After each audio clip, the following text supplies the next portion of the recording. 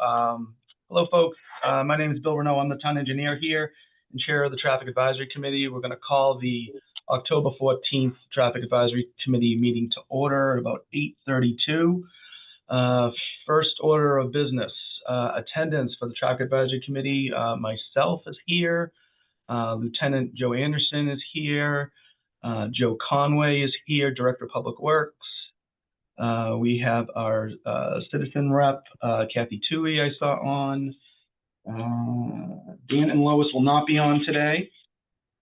And lastly, our new town administrator, Dee Casey. Dee, I don't know if you want to say something prior to kicking off here. No, just good morning to everyone being on this call. Dee Casey, I am in my second week as town administrator here. Happy to join you. I am a voting member, but I will not be taking any votes today. I don't feel I'm prepared enough to do so. And I do apologize. I have a conflict at 9 o'clock. I have to log off just briefly, and then I will be logging back in as soon as possible. Thank you. Nice to meet everyone. Okay. All right. So let's start with we'll start with the Pledge of Allegiance, folks, as we usually do. Pledge allegiance to the flag of the United States of America, to the republic for which it stands one nation, under God, indivisible, with liberty and justice for all. Okay. All right, next item is public engagement. So the way we're going to do this is for items that are not on the agenda. So if you have something that you'd like to bring up to the TAC that is not one of the 3 items planning to be discussed today, please feel free to raise your hand, use the hand raise feature on your Zoom.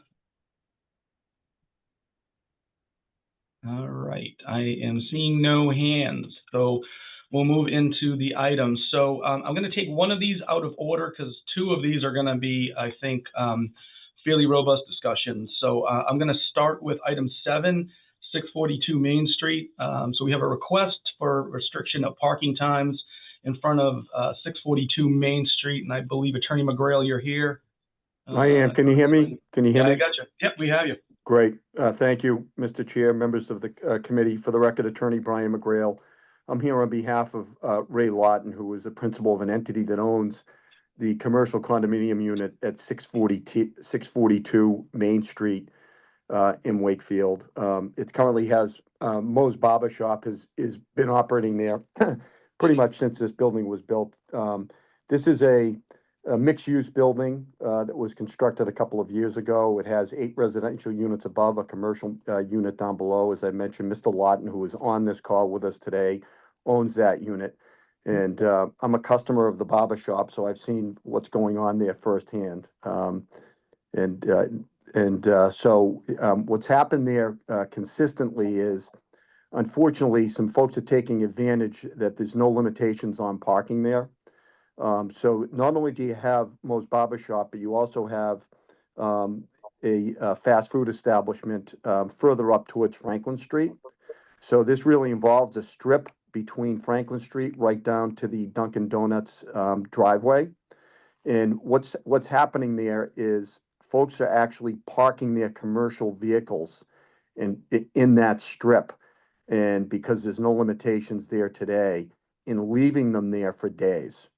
So, I mean days. So, there'll be, for example, a big commercial van parked in front of the barber shop. Person leaves it there, goes away, and it blocks.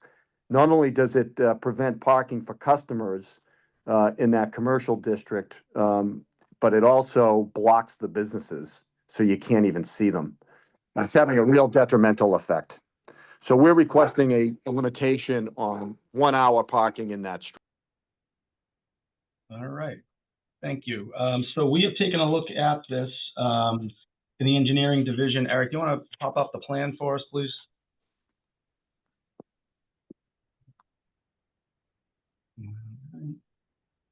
Quiet. You have permissions now?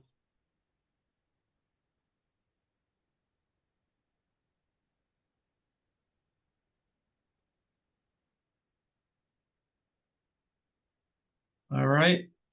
So we've proposed at this point, a 1 hour parking restriction during certain business hours, and making modifications to the signs across the street to have consistency across the intersection. We've had some no parking sections and parking restrictions on the other side of Main Street for some time now. That is the proposal that's before the TAC. I will turn it over to any TAC members that would like to speak on this. You have a copy of this in your packet, as well as a memo that outlines Mr. Anderson, or Lieutenant Anderson. Morning. So we do currently have restrictions on the opposite side, and I'm glad this was brought back up. In 2019, I believe, Brian, the building was just constructed or about to be constructed. Actually, I think it was constructed, but Moe's Barbershop hadn't really been settled in there yet, and we wanted to give them a little bit more time to get settled and get their hours. I believe the other business there was vacant or turning over, but we looked at it from a traffic queuing situation there. So if you look at the opposite side by Enterprise Rental, TAC had approved restrictions there for no parking from 6 a.m. to 10 a.m. And what that was for is to eliminate on-street parking there for that time period. So when vehicles are turning left into Dunkin' Donuts, it doesn't create a queuing backup in the junction, that intersection. So I had proposed back in 2019, but we kind of tabled it to do the same on the opposite side. What we see is, especially in the morning rush hour times, a lot of vehicles are trying to take that left-hand turn heading northbound on Main Street onto North Avenue to head either toward the train station or 128. And if there's on-street parking during that time from about 6 a.m. to 9 or 10 a.m., anybody that wants to go straight and head north on Main Street can't, because they're obstructed by those few vehicles that are parked there. And I'm in support of the 1 hour restriction after that. I think we should try to mirror it as best we can, and also keep in mind the business hours of operation. So I propose to Bill that we create a restriction from 6 a.m. to 9 a.m. It seems like both of the businesses there open at 9 a.m. or later. So no parking at all from 6 a.m. to 9. That would alleviate that on-street parking and create less queuing and a traffic backup there during the morning rush. And it would be in kind of work in concert with the opposite side of the street by Enterprise Rental. Rental has a similar restriction there. And then from that point, it would be 1 hour parking like we have throughout downtown business district in most areas. So yeah, Brian, I'm in favor of it. The only thing I would just add is that restriction from 6 a.m. to 9 a.m. That way we can alleviate some of the traffic queuing there. That's all I have. All right. Any other members that would like to speak? All right. Seeing no hands, we'll turn this over to the public for comment. Anybody from the public want to speak regarding this parking? Please use your raise hand feature if you would like to speak. Oh, Who do we have? Brandon, could you please state your name and address, please, for the record? Yes, good morning, Brandon Volkanot, and I'm at 17 High Street, Wakefield, Mass, over in Greenwood. And yeah, I think that sounds like a really reasonable approach. The 6 to 9 blocking out the parking and then turn it into 1 hour after. And I guess just more out of curiosity, that whole area seems to be, I pass through there almost every morning and right around those hours, and there's a lot of honking and a lot of people turning left into Dunkin' Donuts coming from north. So they're heading south on Main Street, and that itself as well, I notice brings about a lot of tension and honking and some people shouting out of their cars and stuff, and almost to a humorous, consistent element on the daily. So I just wanted to throw that out there as well. I'm not sure if that's something you guys have ever looked at.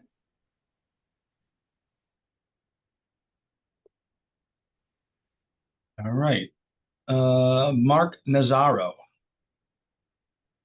Hi, I'm Mark Nazaro. I'm the owner of 650, 652 Main Street for over 30 years. I don't know if this is the right setting to request in front of my house a 15 or 30-minute parking limit because the sub shop is 100% takeout. And before 642 was built, there used to be a convenience store. And at one time, there was a sign for either 15 or 30-minute limit for the convenience store. And my sub shop tenants have complained as the owner of 642 is people do park there all day, and it greatly limits the ability of the sub shop to function when people just want to come in. They call the order in, they drive up, pick up the food and leave. But sometimes there's cars parked there all day. And I know my tenants are upset about it. And I told them that I would speak and try to get a limit of less than maybe an hour, like I said, 15, 30 minutes, just in front of 650, 652, if that would be possible. I'm in favor of the 1 hour parking limit if we can't get something less. Okay.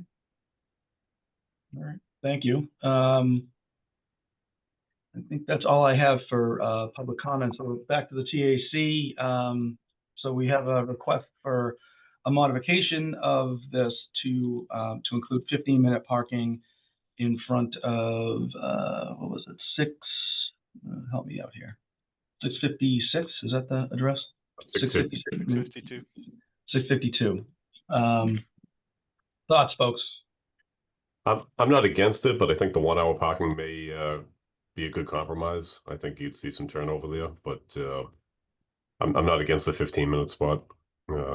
We could see how the 1 hour goes and table that portion of it and revisit it if the tenant doesn't think that it's helping. I think 1 hour would also help for some of the, there's a couple of businesses across the street too. So it may be a good compromise for everybody there. Create some Yeah. turnover, but have a little longer than 15 minutes for the attorney's office, enterprise rental, and some of the other businesses that, they may not be parking on the southbound side of the street and they may have to park there as well. So. Okay. All right. That seems reasonable to me. Mark, does that sound okay with you?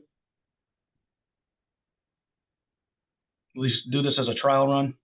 Yeah, that's what I was going to suggest. Do it as a trial run. It's in the process of yeah, just so we're clear. So Lieutenant Anderson is saying kind of keep this proposal as is. Let's see if this alleviates the problem for your tenant. And if not, you're welcome to come back to the TAC and we can revisit that request. Okay. So I had a question. How come you can't park overnight? Like there's no, like you can't leave your car there at 6 at night and then remove it by 6 in the morning? So there's no longer overnight parking on that section of Main Street? I don't think we clarified that, Bill. The signage should read no parking from 6 a.m. to 9 a.m. Yep. And from that point, from 9 a.m. to 6 p.m., it should be 1 hour parking. At that point, at 6 p.m., it would just turn into regular parking with no time restrictions. So that's in line with all of our other hours restrictions in town. 1 hour, Okay. 4 hour parking. Once 6 p.m. hits, we don't enforce time restricted parking at that point in town. Okay. Yep. Okay. The only thing I might see, I don't know. They're in the process of redoing the roast beef store, so I don't know the exact hours. So if they run till like 9 o'clock or 8 o'clock, then I guess I can adjust this in the future to maybe change that sign so there'll be still the 1 hour parking as the store hours. Would that be possible? Yeah. So I think we can definitely discuss it at a future meeting, but I think, what Lieutenant Anderson is saying, it's more around like when we do the enforcement and what we do around town and to keep it consistent with when our enforcement folks are out. Okay, thank you. Okay. All right, so I think we're through with public comment. Joe, do you want to make a motion for the sign installs? Sure, I make a motion that we approve and install time restricted parking in the area of 642, 652 Main Street to read no parking from 6 a.m. to 9 a.m. and 1 hour parking from 9 a.m. to 6 p.m. And then are we going to make modifications on the southbound side as well? Correct, and then the southbound as laid out in the packet. No parking from 6 a.m. to 10 a.m. and 1 hour parking from 10 a.m. to 6 p.m. Okay. Can I get a second? Second. Who was that? Take your pick. Joe? We'll go with Joe. Sure. By Joe. Roll call vote. Lieutenant Anderson. Aye. Okay. Kathy Toohey. Yes. Matt Keeley. Aye. And thank you for joining. Joe Conway. Aye. Okie dokes. And I'm a yay as well. So that passes. We'll move on to Thank the you, next- Mr. Chair. Appreciate your time. Very welcome. Thank you, Brian. Thank right. you very much. Thanks, folks. All right, moving on. All right. So item number 6 was a citizen's request to re-explore stop signs for Pine Street. We had a request to reconsider our previous decision, or I should say not decision, but we tabled a stop sign configuration that included a two-way stop at Warren Street and Pine, and then a two-way stop at Pine and Lee. So that modification is come today, where we're looking at a three-way stop sign at the Pine and Lee intersection. The resident that requested it was from 17 High Street, Brandon, and I'm hopefully gonna get this last name right, Brendan. Volkanaut, is that correct? You got it. All right, how about that? So I don't know, Brandon, if you want to take a moment to speak to it. Eric, if you could switch up the plans here to the correct item, that would be great. Thank you. Brandon, the floor is yours. Oh, right. Allow me just a moment to familiarize myself with this image, but this looks great. I think that this small investment here of 2 kind of stop sign ahead signs, and then 2 poles, 2 stop signs, and then there already is a pole that a stop sign could go on for Lee. I think this would ensure that pedestrians coming down Lee Street will be safe, and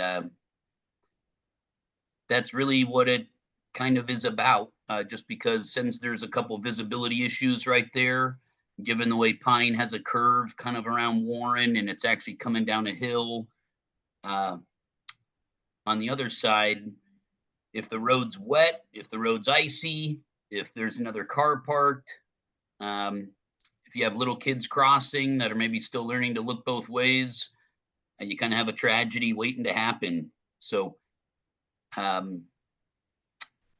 yeah, I think this would be a huge benefit in an insurance in the neighborhood that there won't be any issues there. All right. So, so just for some additional background for the folks on the call and for the TAC. So, if you recall, we did not propose to install a crosswalk, which was the initial request at this location due to the stopping sight distance and the lack of having it. So, Lee does have a sight distance issue, so it meets the warrant from a sight distance standpoint for the three-way stop. So that's why this is being proposed today. Again, from a safety standpoint, you don't have the visibility. This would help folks that are trying to cross, but queuing them into a crosswalk, I personally wasn't comfortable with just because of the lack of sight distance. So You know, while there may be some enhancements for getting across the street, there still is stopping sight distance issues here. So I just want to make that clear to the committee. Anybody on the committee that wants to speak?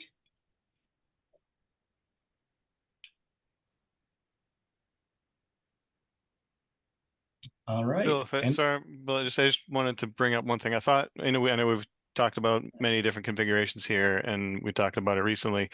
Was there an issue with somebody on Pine Street and parking in front of their house and the stop sign being placed there? There was some concern, but I don't see how that would really necessarily restrict the somebody from parking there. Okay. With the configuration, so I think it would work the same. But that resident's on, I'm sure that he'll express his concerns. Okay. All right. Well, hearing nothing else from the TAC, let's move to public comment.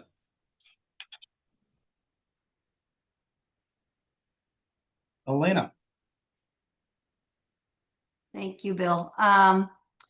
So I know some of the folks on the call here. I know some of my neighbors are here, but I had spoken at the last meeting when we talked about the potential for the four-way stop.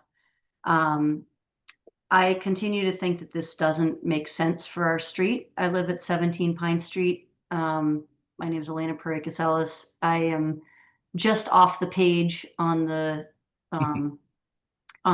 diagram that's up right now. I don't think this makes sense for a whole host of reasons. For starters, this is a big hill on Pine Street leading up to that stop sign. I think it's going to create a false sense of security that people are going to be able to stop. In the winter, I've driven that hill for 21 years now. In the winter, it's very hard to stop on that hill.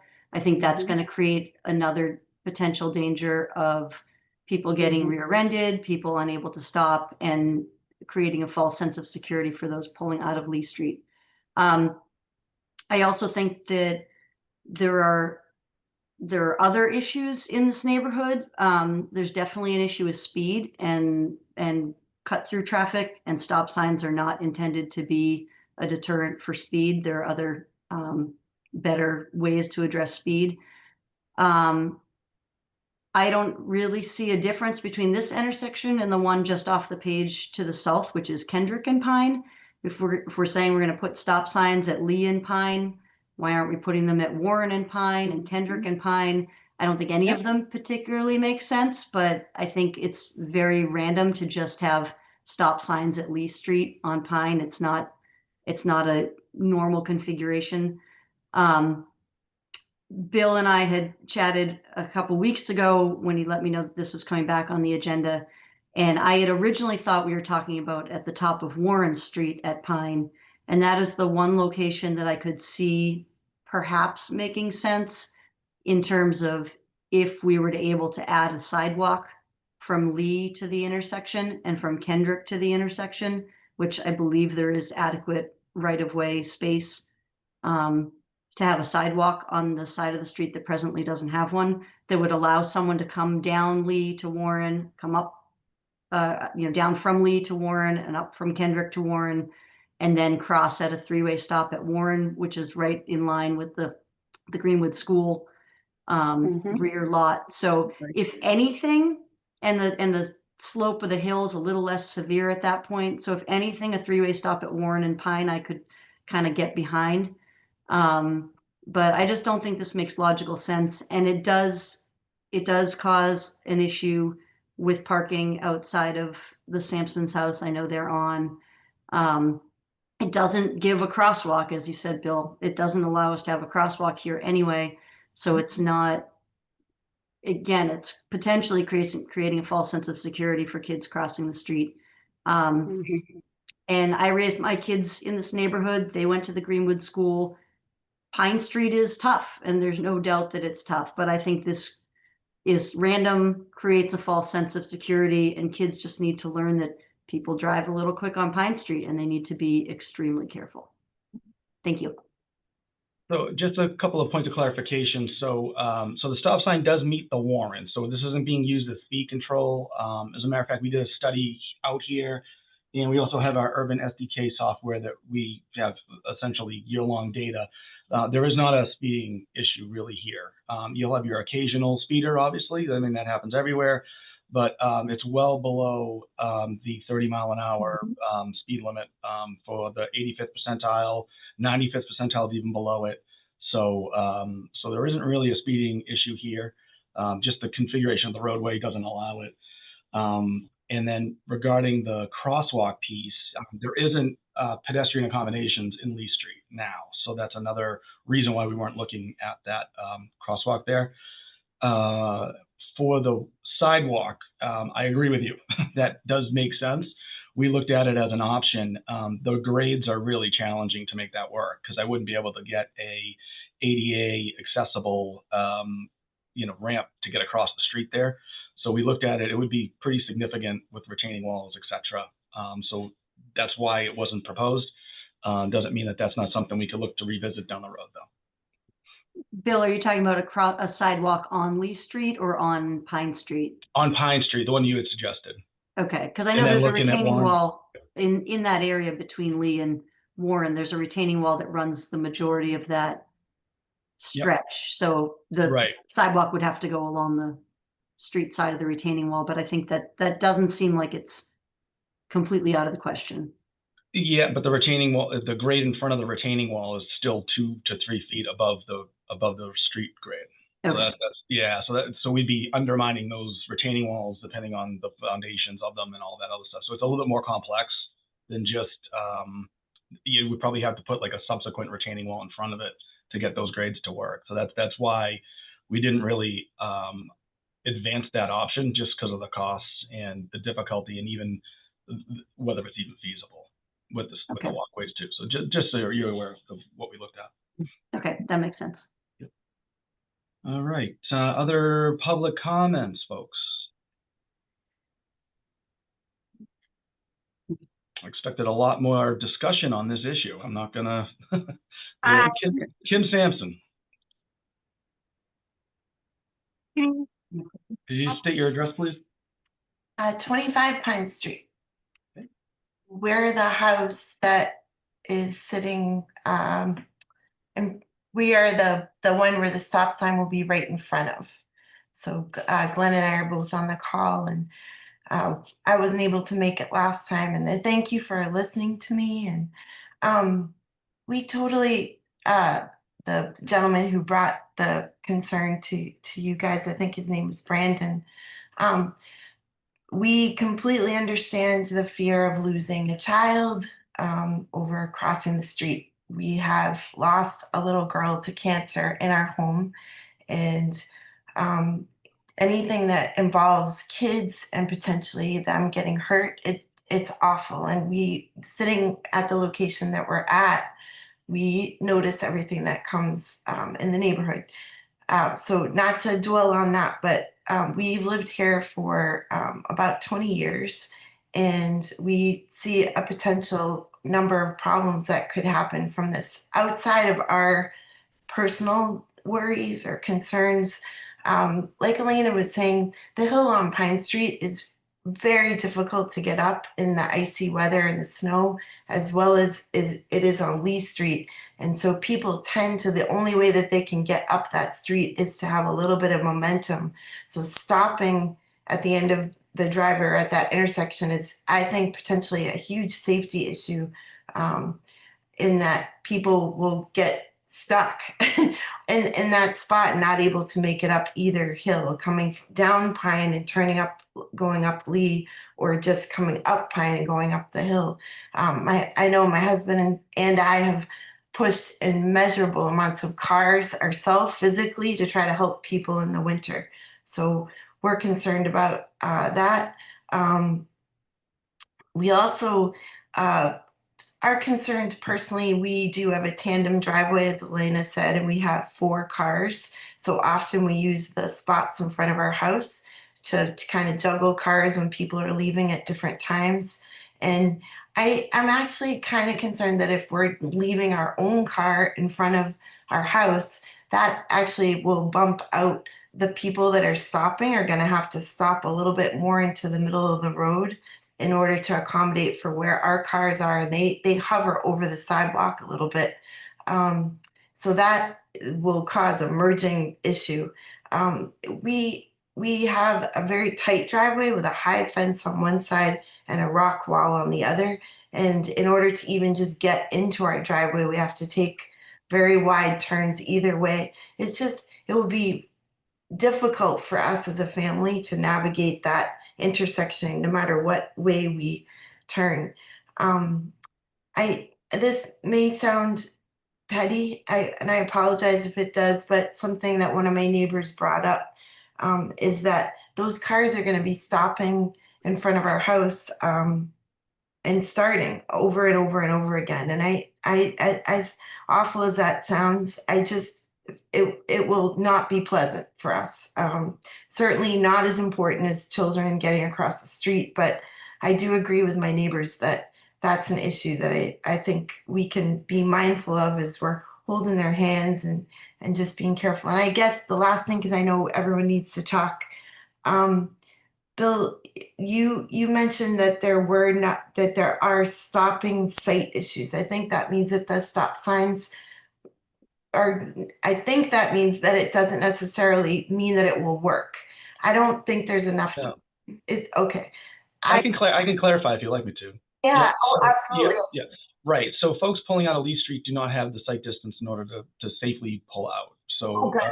So we don't just install stop signs wherever we choose to. So we follow the federal standards in what's called the Manual for Uniform Traffic Control Devices, the MUTCD, and that has what they call warrants to where the stop signs should be installed. So there's a series of different warrants. Sight distance is one of the warrants. It also looks at traffic. It looks at a bunch of different items as well. So it meets the warrant for a stop sign here due to the sight distance issues for folks on Lee. So that's why this is proposed as an option. Yeah. Yeah, sure. Sorry, I didn't mean to interrupt. The Zoom is so hard. I hit the top of the hill on Pine Street. You're not going to see that stop sign or crosswalk until pretty far over the hill. I've been practicing a number of times.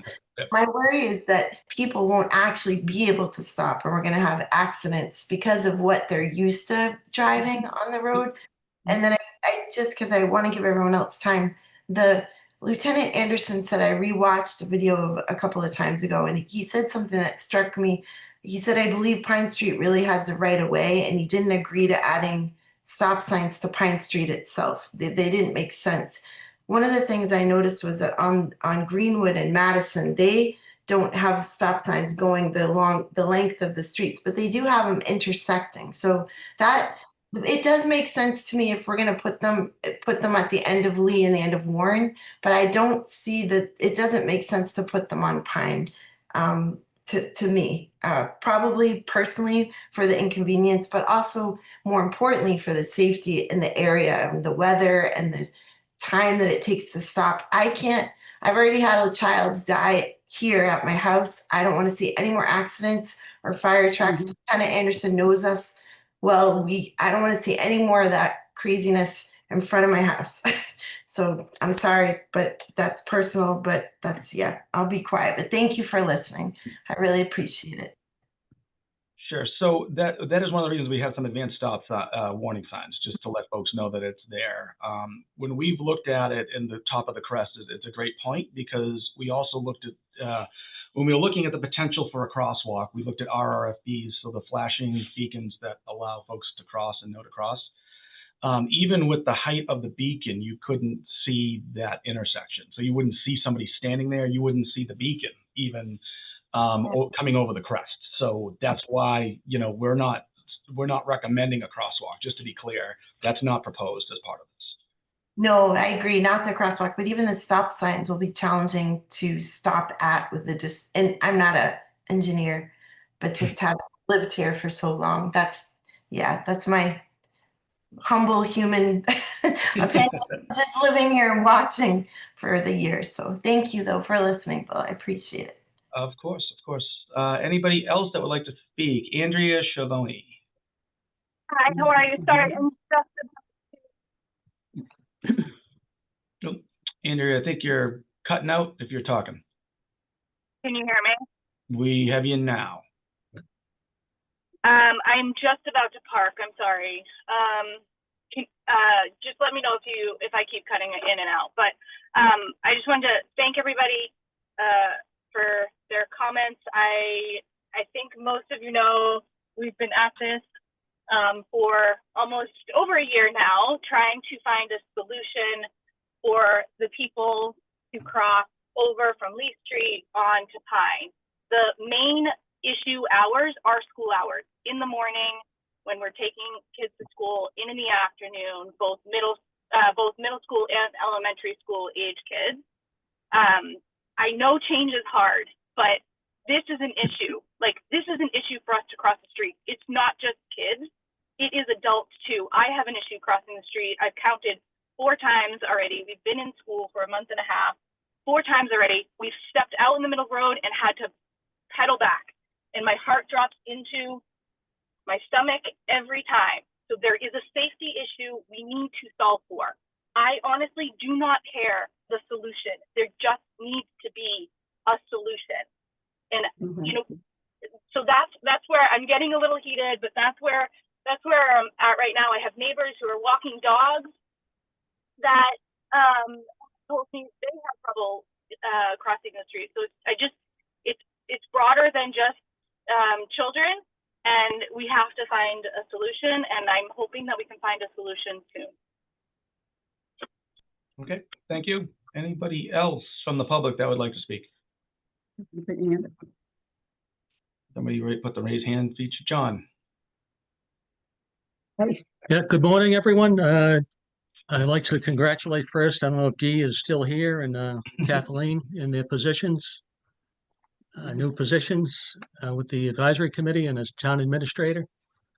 So we can confirm Kim's statements about cars needing to maintain their momentum to get up both to the top of Pine Street heading north and to get up Lee Street. So yeah, in the winter, when temperatures are below freezing and there is any type of precipitation, when I leave my driveway, I have to head downtown to get to work. I know that I have no momentum going up that street because I'm pretty much at a dead stop. So I do not go that way out of fear of not making it up to the top of the hill and sliding back down that hill. So we have had that happen to us once in our life, and sliding backwards down a hill, your car is completely out of control. And so I go down Warren Ave and head down Greenwood, where the streets are more flat. So the other issue is for the new people who weren't at the last meeting, our house sits directly across from Lee Street on Pine Street, directly across from Lee Street. We're at number 29 Pine. Our house sits very close to the street. We have a bird's eye view of all activity coming down that street, coming down Pine Street toward Kendrick, and our south-facing dining room windows and living room windows. It has a bird's eye view of Warren Street and Pine almost down to Kendrick and the Madison Warren intersection as well. So yeah, we are keen observers of traffic and pedestrians coming down, and we understand that it's not the easiest street to cross, but we've lived here for 32 years, and as I stated in the last meeting, there have been no incidents out in front of our house. And I think I threw a number out. If you calculate 10 to 15 people coming down that street for the last 32 years, it's 200,000 people. The Greenwood School has been there for 130 years. Our house has been here for 120 years.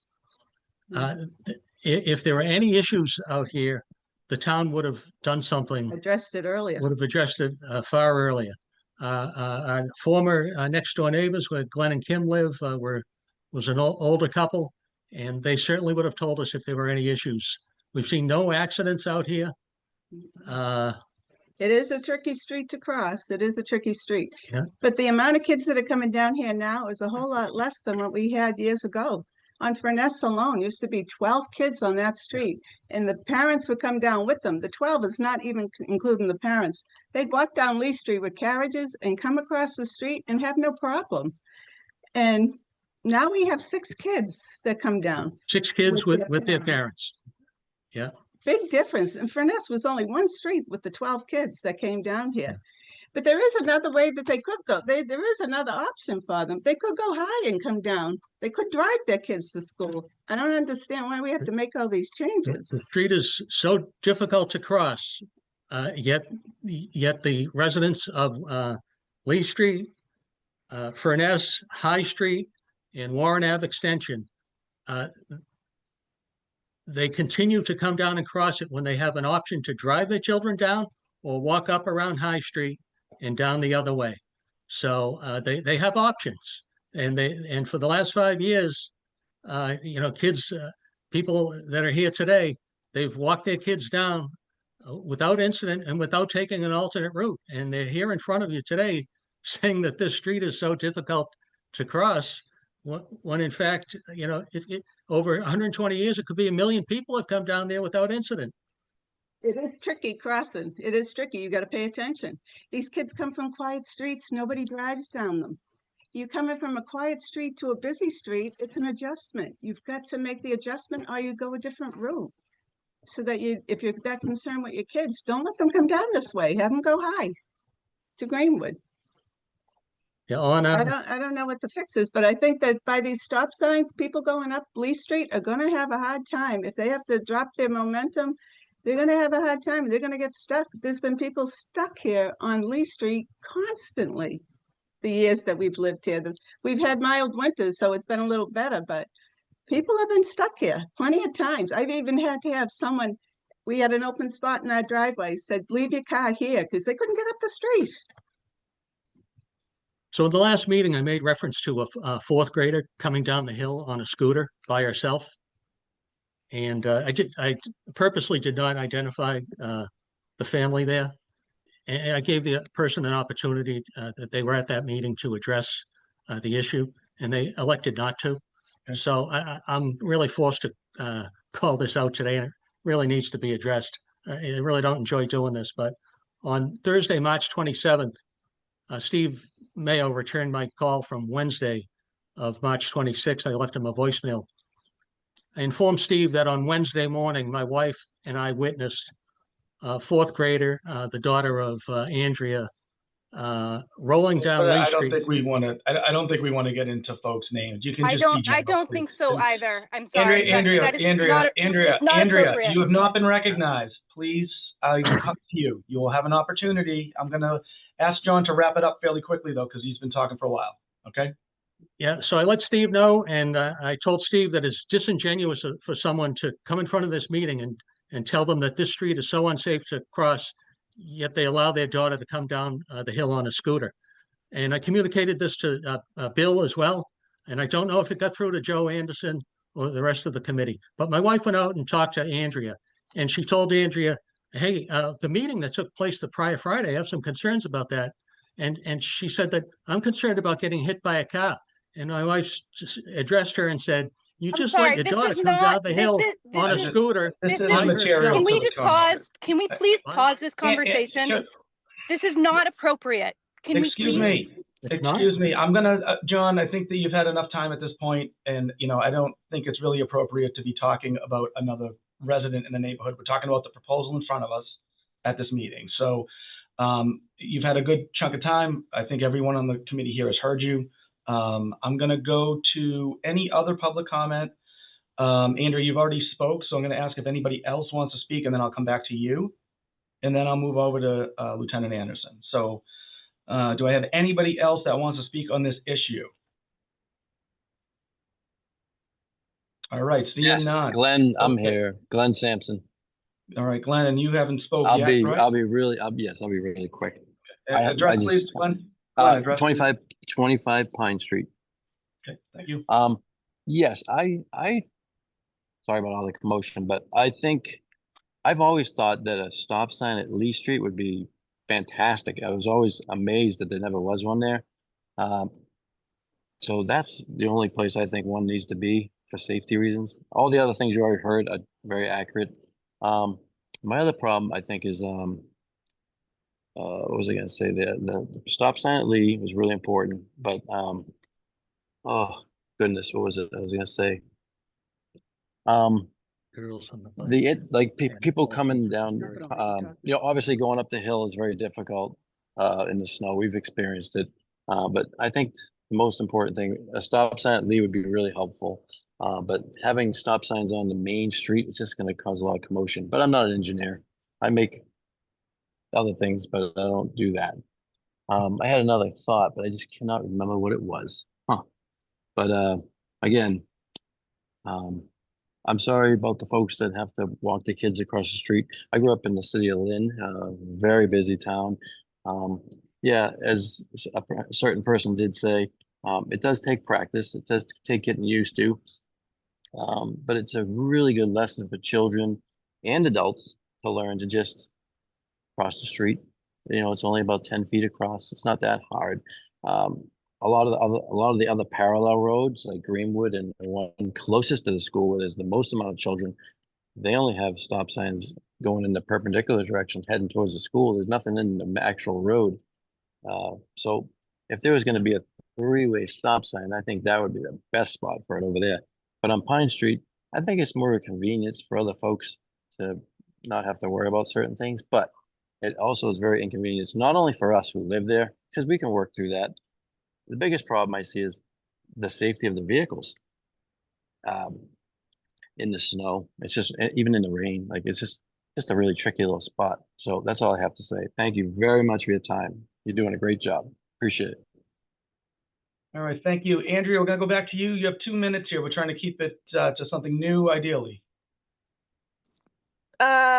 You know what? I'm not in the best headspace now. I think it's fine. It is what it is. I just, want to reiterate our goal is to safely cross the street. I understand that it is really hard. Change is really hard. Things are different now. There is a lot of people using that street that did not use that street because of GPS. People are on phones, cell phones. I see a lot of kids, younger kids, and new drivers speeding down there. It's just, we're trying to find the right solution. That's all. Thank you. All right, thank you. Yep. Brandon, we'll go back to you. 2 minutes, please. Yeah, thanks very much. And neighbors on Pine, thanks very much for sharing some of these useful observations. Some of them are very personal. Some of them are very sensitive. And so, Kim, thank you for sharing. And my twin daughters and I are huge fans of Cravings. And so we love to sit in Leah's favorite booth there. And so my condolences to you and your family. And that was really sad to hear about in the community. So nice to meet you, as sadly as it is over this type of medium. Yeah, I don't think anyone's trying to create inconveniences for anyone. But I must say I'm a little baffled hearing about people be more concerned about cars, Lee Street, cars struggling, having momentum. I don't understand. If a car is trying to go up Lee Street, why would it need momentum? It's coming off of a turn. You'd want to slow down and take a left or right to then push up Lee Street. So that in itself, it sounds like a little support of somewhat of a safety issue. So I think the real issue is that, yeah, the neighborhood has turned over. I know some of you have lived here 20, 30 years. That's great. You've seen hundreds of thousands of street crossings there. I'm not sure that statistic nestled in the past means that it's now safe for all the future kids. I see lots of young families already moved into this area, and they soon will be crossing the street as well. So you're correct. And I think that we're all really fortunate and lucky that there hasn't been other accidents and pedestrian accidents right there. However, I don't think it's safe to rest our laurels on just because it hasn't happened yet. It won't happen in the future. All right, thank you very much. We'll go to Elena, then John, please, 2 minutes, something new ideally, and then we'll go to you, Lieutenant Anderson. Thanks, That's Bill. my time, so I'm keeping you on the 2 minutes. Go for it. Yeah, and I'm going to be quick. Just a couple things. Brandon, just for clarification, and I know this is not really the topic of this meeting, but Leah is actually my daughter. Our neighborhood, very sadly, has actually lost 2 children to cancer in the last 10 years. Oh my goodness. Excuse my misunderstanding there. No, that's okay. I just figured for those on the calls, and we have a lot of our neighbors on this call, I just figured I'd clarify. So yeah, Leah, who we lost earlier this year, is my daughter. And condolences to both of you, my goodness. Oh. Yeah, and Becca is Kim's daughter, who they lost about 7 years ago.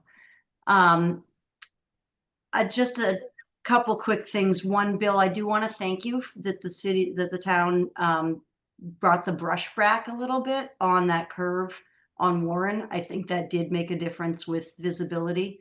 And obviously that's going to be something that's like an ongoing necessary change to maintain, because it does make a difference.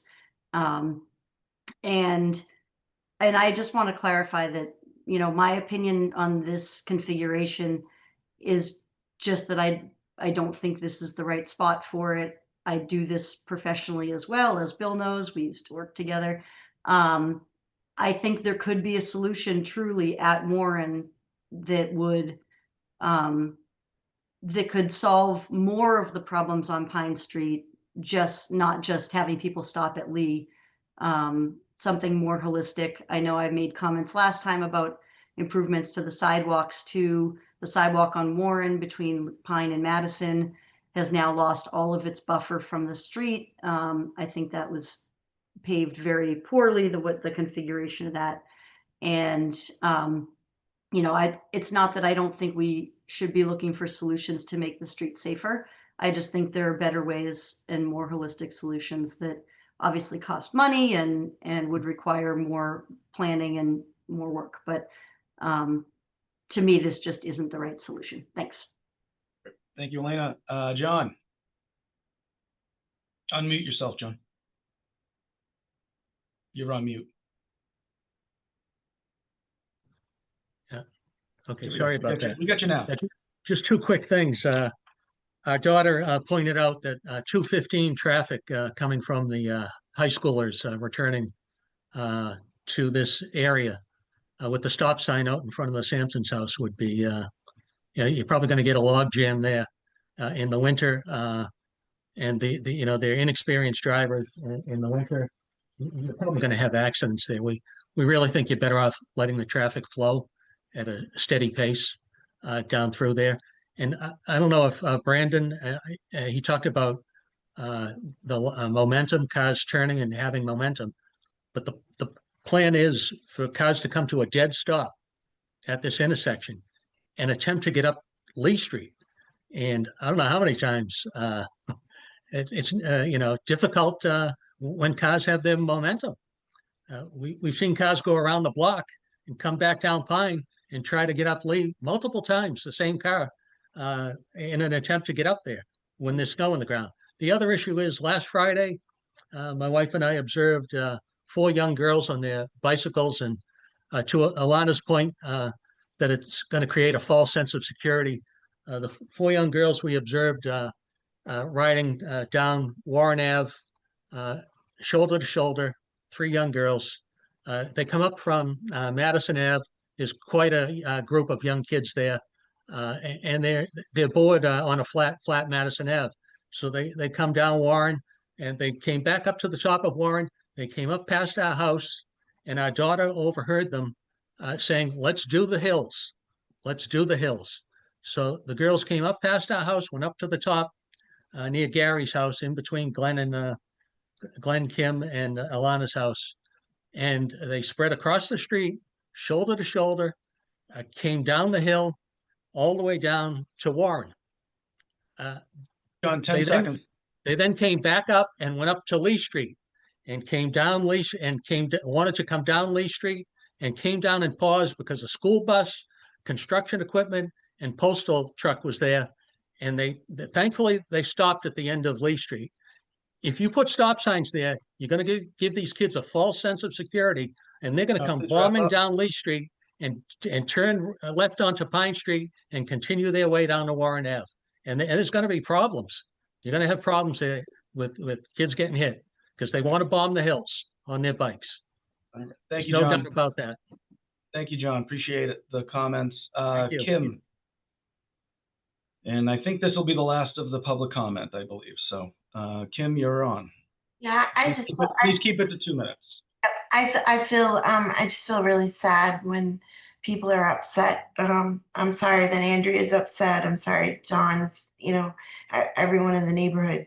And Brandon, thank you for your kindness. I guess I'm wondering, Bill, is there any other options since there's like such, people not wanting stop signs and like Elena's issue going back to Warren and doing something there? What what ideas, is there anything else that's another idea so that we can try to help the situation overall? And yeah. Yep. So Elena brought up an idea, something we explored. I mean, it's just there's a lot of money that it would cost to build that sidewalk and move stop signs towards Warren, which I believe most of the neighborhood would be in agreement on. But I mean, that's over $100,000 of work probably. We have retaining walls all over there. I'd be installing a bunch of new retaining walls to support it. A lot of grade changes that would have to happen to facilitate that. So that doesn't mean it's not a project that we could move forward in the future, for sure. Yeah, as a separate item. Maybe that's a compromise, just to try to give some people hope. I don't know. Great. Well, I appreciate that. Thank you for the comment. Lieutenant Anderson, you've had your hand up for the better half of 20 minutes, and you have the floor, sir. Well, I've been digesting this for a while, and I spoke to Andrea about a year ago, and I wanted to, as you did, Bill, find a solution for this.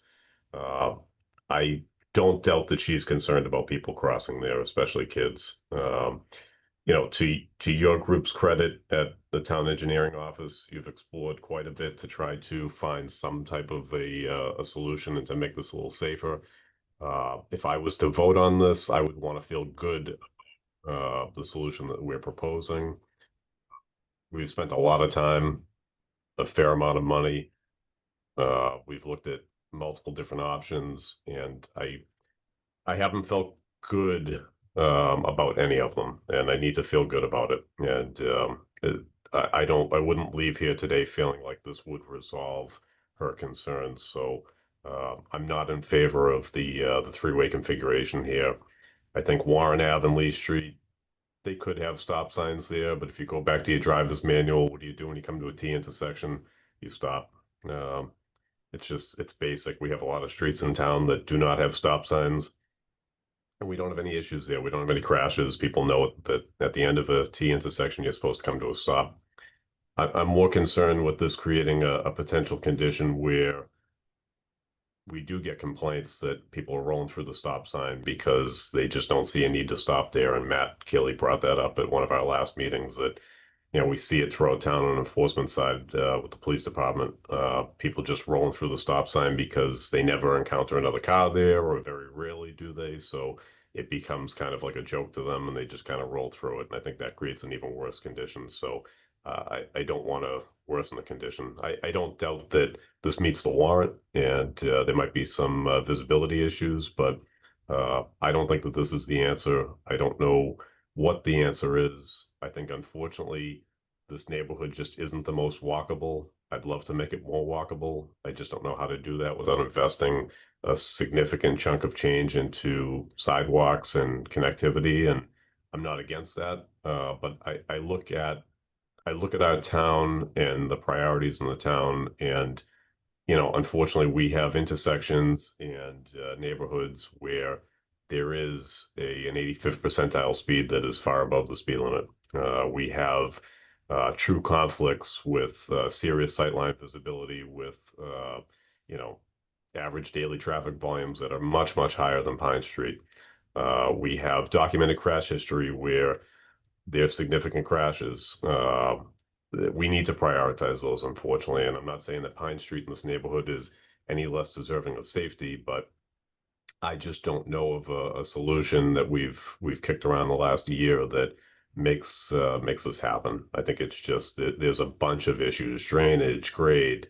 The list goes on with concerns from the neighbors and parking and the street already being narrow enough. And Becca brought up a good point of traffic having to kind of now cheat the road a little bit and travel down the middle of the road if there's a car parked by the stop sign. So now you have cars kind of going down the middle of the travel lane of a road that's already too narrow. There's a lot of issues here. I wish there was a way to make this safer. I really do. I know that Andrea has, her heart's in the right place to try to make this a safer place to cross and walk, but it's more than just putting a stop sign up. It's more than just putting a crosswalk.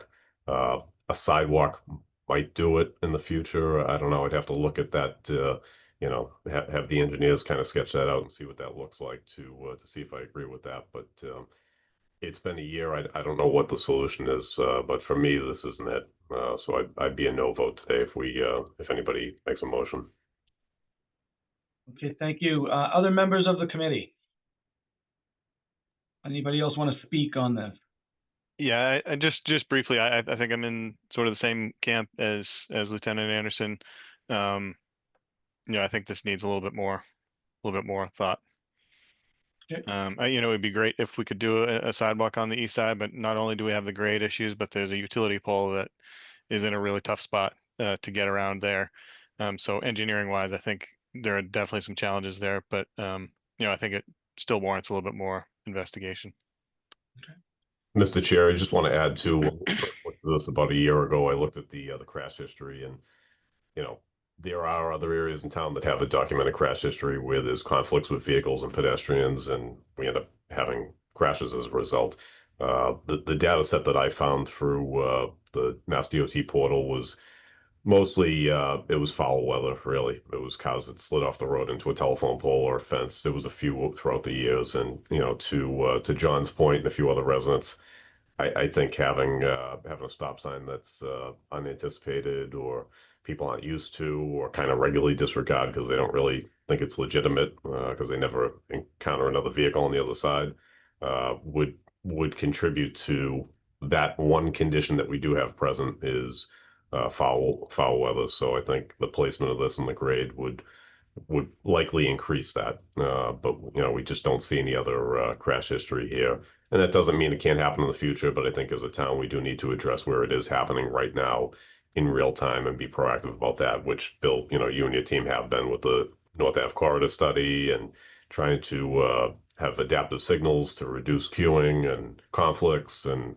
create more places for vehicles to go to reduce aggressive driving. There's a lot of traffic concerns in town. And I'm not saying that this isn't one of them, but we need to prioritize and find solutions. And it's been a year. I haven't seen a solution that I would walk away from saying kids will be safe if they cross here or people will be safe if they use whatever this solution is. I just haven't seen it yet. All right. So I do have a hand up, but that person has spoken twice. Committee, do we want what are we thinking on this? Are we looking at a motion? Are we not looking at a motion? Are we, would we like to get more feedback from Andrea, which I'm happy to do. Andrea was the initial presenter of this. I wouldn't be hearing some of her comments, and I think I don't think we need to completely table this. I think maybe we look at Elena's point about crosswalk in the area of Warren, but that isn't something that's going to happen overnight. But I'm not against looking into that.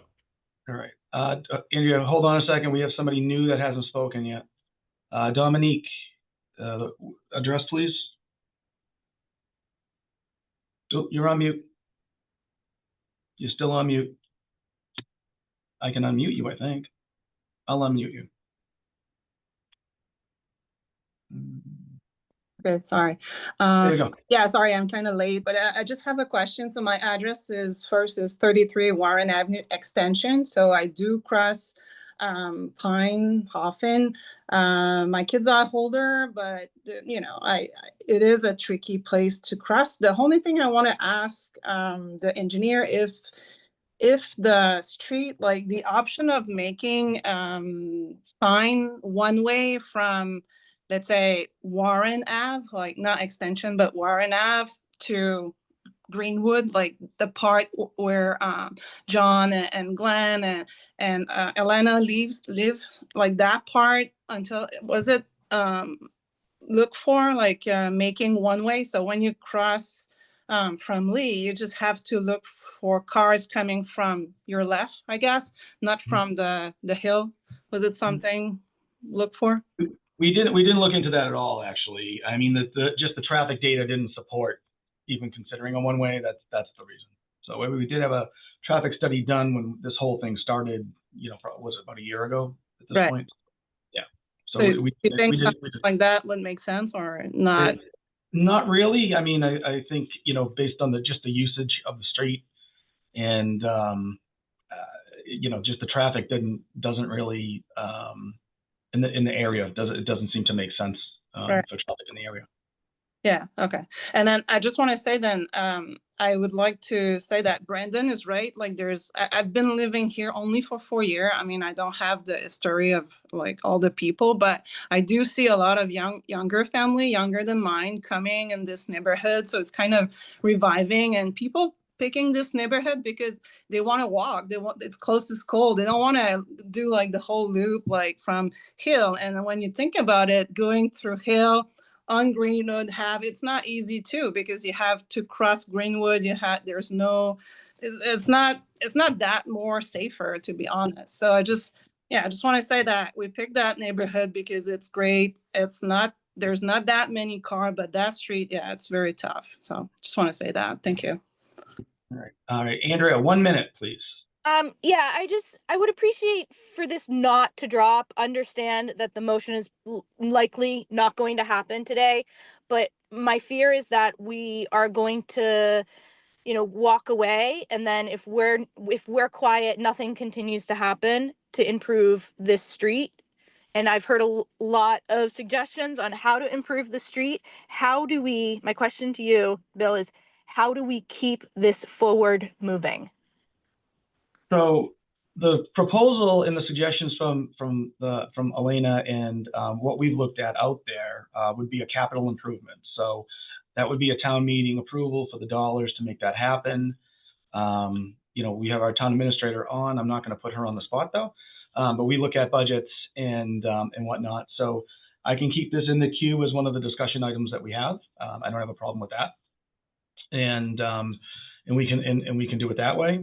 Obviously, we look at, how we spend dollars for best bang for the buck across all the town, but that doesn't mean that this isn't a priority at all. So I would say there's definitely a possibility of it being a project for sure.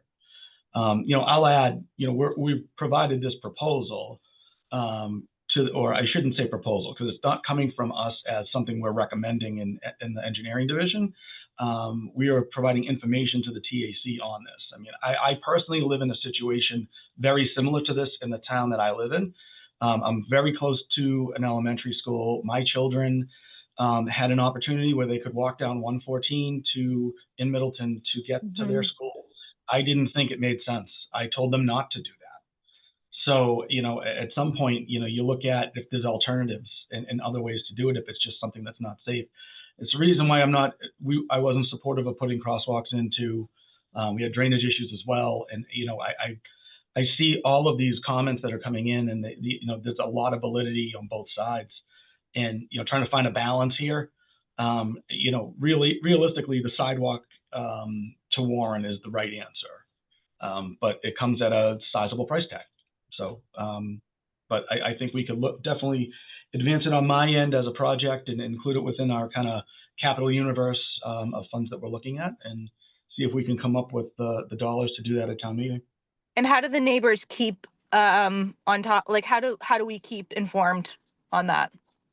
Well, we have a budget process that'll be starting up next year, probably in February or so. My group will come up with some solutions and kind of planning level numbers for what this would cost. And, we basically look at all the capital projects that we have in town and what we choose to fund. So usually there's some of them, if they get to a certain dollar amount, will be its own individual article at town meeting. Others will be part of our, we have one that's a capital article that just looks at capital projects and larger vehicles, larger purchases. And that ends up happening. It ends up a capital planning committee that reviews those requests. And, I'm happy to, like I said, advance it on that end. So that would be obviously next year for the budgeting timeframe, and we'll see if that is something that gets funded. Thank you. Okay. All right, folks. Kim, anything new? Because I think we're kind of wrapping this up. So capital investment. So the stop sign thing is a non-issue, but the capital investment is to build the sidewalk from Lee down to Warren. Is that? I just want to. Yes, that's exactly right. So the stop sign at this point, it doesn't seem to have a lot of support here at the TAC. So I don't, based on what Lieutenant Anderson said, I don't think we're looking to vote no on it per se, but I think we are looking to table it as a future item, if I'm understanding where he's at. That's correct. Correct, Joe? Correct. All right. Do you want to make a motion to table this and evaluate a capital improvement project and have us look at that? I'm happy to do that. I'd like to make a motion that we table the discussion and look into a capital improvement project for a sidewalk from Lee Street to Warren Ave. Okay. Can I get a second for that, folks? Second. I like that you both hit it at the same time exactly. 2 in a row here. So I think Joe beat me again. You right. pick Matt though. I'm going to take Matt this time. Thanks. All right. Roll call vote for everybody. Okay. Director Conway. Aye. Matt Keeley. Aye. Kathy Toohey. Aye. Lieutenant Anderson. Ooh, you're on mute if you said something, Joe. All right. I don't know if you're abstaining or if you. Do you have me? I got you now. There we are. Yeah. With some technical difficulties, but I'm an aye. All right, and I'm an aye as well. So we'll advance this and get some numbers for a capital project. Ping this over to the capital process and see where we land. All right, folks. Well, this is a good discussion. Thank you for everybody that participated. Thank you. Thanks very much, folks. Thanks, Bill. Great, thank you. All right, moving on to our next agenda item, which I did not expect to be a hot button issue, which it turned into. So, so item 8 is the Oak Green Greenwood intersection. So discussion on the proposed layout's temporary test period. So for background, folks, this has been going on for, wow, well over 3 years or so. So this came out of our bike and ped plan and the public outreach related to that. We had a bunch of folks that had highlighted this intersection as a problem area and to look into. We also had at the time one of the town council members that was pushing to have some improvements in this area. So we included it within the final bike and ped plan that was approved in 2024. Prior to that, we moved forward with an application to MassDOT for their Shared Streets Grant Program, which we were successful in obtaining $250,000. And so basically our conceptual design that we had advanced between 2022, 2023 is what was in the grant application. Realizing that this is a significant change to the area, what we ended up doing is proposing a kind of a test period here just to make sure everything was going to work. We obviously worked with the fire department as well to make sure that all the turning movements would work as we designed them, which Provisional Chief is on, and I'm sure he'll be able to speak to a little bit later. We have had several meetings, so this is not the first meeting by any stretch of the imagination, and this is not a meeting today where we're planning to make a decision. So this is going to be something where we're talking about feedback we're receiving, and a meeting where we're going to talk about any tweaks to the layout that we have today. So this is planned to be a temporary layout, and then we were taking this down for winter operations, just so everybody understands where we were. Town council has approved to move this project forward, to put it for us to apply for that grant and to move the project forward and to do the test case. So that's some of those decisions were made previously. Doesn't mean those can't be undone though. So with that being said, I'm going to turn it over to Tim Wilson, my deputy town engineer here, who's been fielding a bunch of phone calls. Up to yesterday, I would say that we received significant feedback, about 75% for it, but with a bunch of suggestions for tweaks, which obviously we take into account. And then as of yesterday, we received a significant number of emails and folks that have reached out. And I wouldn't say that they're all against the project, but I would say that there are a bunch that are. Some that had some feedback and changes, saying that if we made some changes, this would make sense to them as well. So Tim, if you want to maybe kind of highlight kind of the reoccurring themes, because we definitely heard a few that were reoccurring. And then what I'll do is I will open it up to public comment. And then I'm going to come back to the Traffic Advisory Committee folks, and we will kind of discuss if we want to make some tweaks or what we want to do moving forward. All right, so that's kind of how we're going to handle this one today. So Tim, the floor is yours, sir.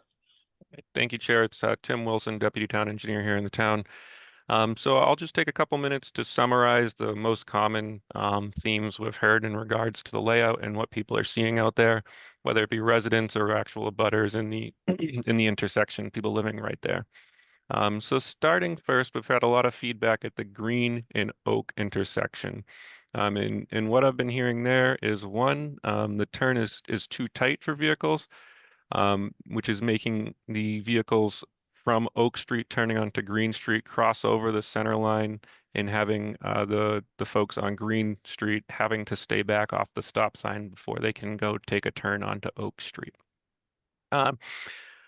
Just to address that quickly, during the test layout, I think part of the issue of trying to make sure everyone can see this clearly is the current line striping. We can't restripe the crosswalks at this time because we wouldn't have the ability to have a handicapped person cross at a different location as there's no ramps there. So we have to keep the existing crosswalk striping in place, and that is creating a little bit of a obstacle illusion or a visually it's making everything at that Green Street intersection look more narrow than it really is. That being said, there's certainly some, we're certainly evaluating the intersection and whether there could be some improvements made to the radius or how it's intersecting with Oak Street. So we are looking at that. The second thing we're hearing out there is that getting rid of the stop sign on Oak Street at that intersection allows vehicles to enter that intersection on Oak Street at a higher speed and makes it more difficult for cars turning off Green Street. There's been concerns with sight distance, being able to see down Oak Street and see vehicles come, and then just not having enough time to get out onto Oak Street itself.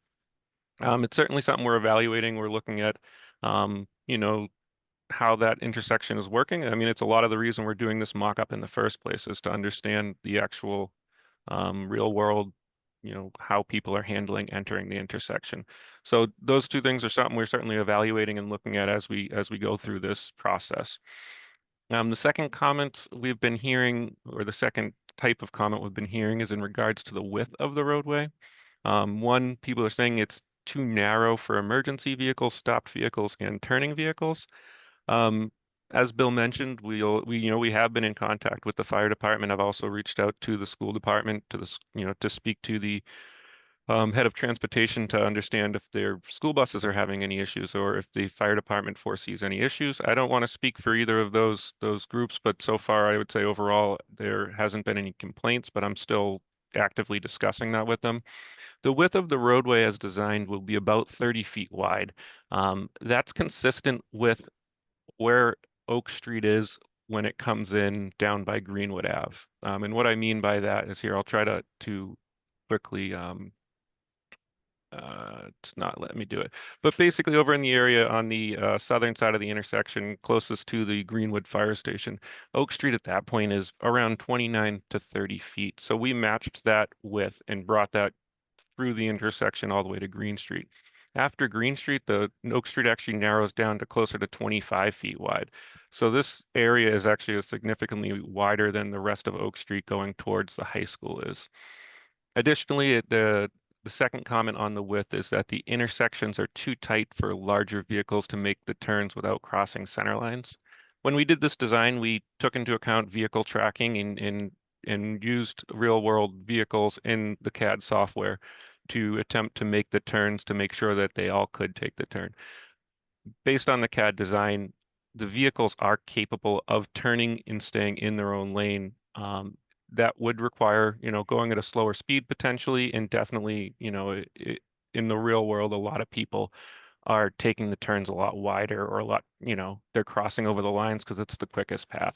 So it's something we're also looking at and considering the radii of the intersections, but again, I believe it's sort of how people are operating in the intersection that is making it appear that way, more than the true condition.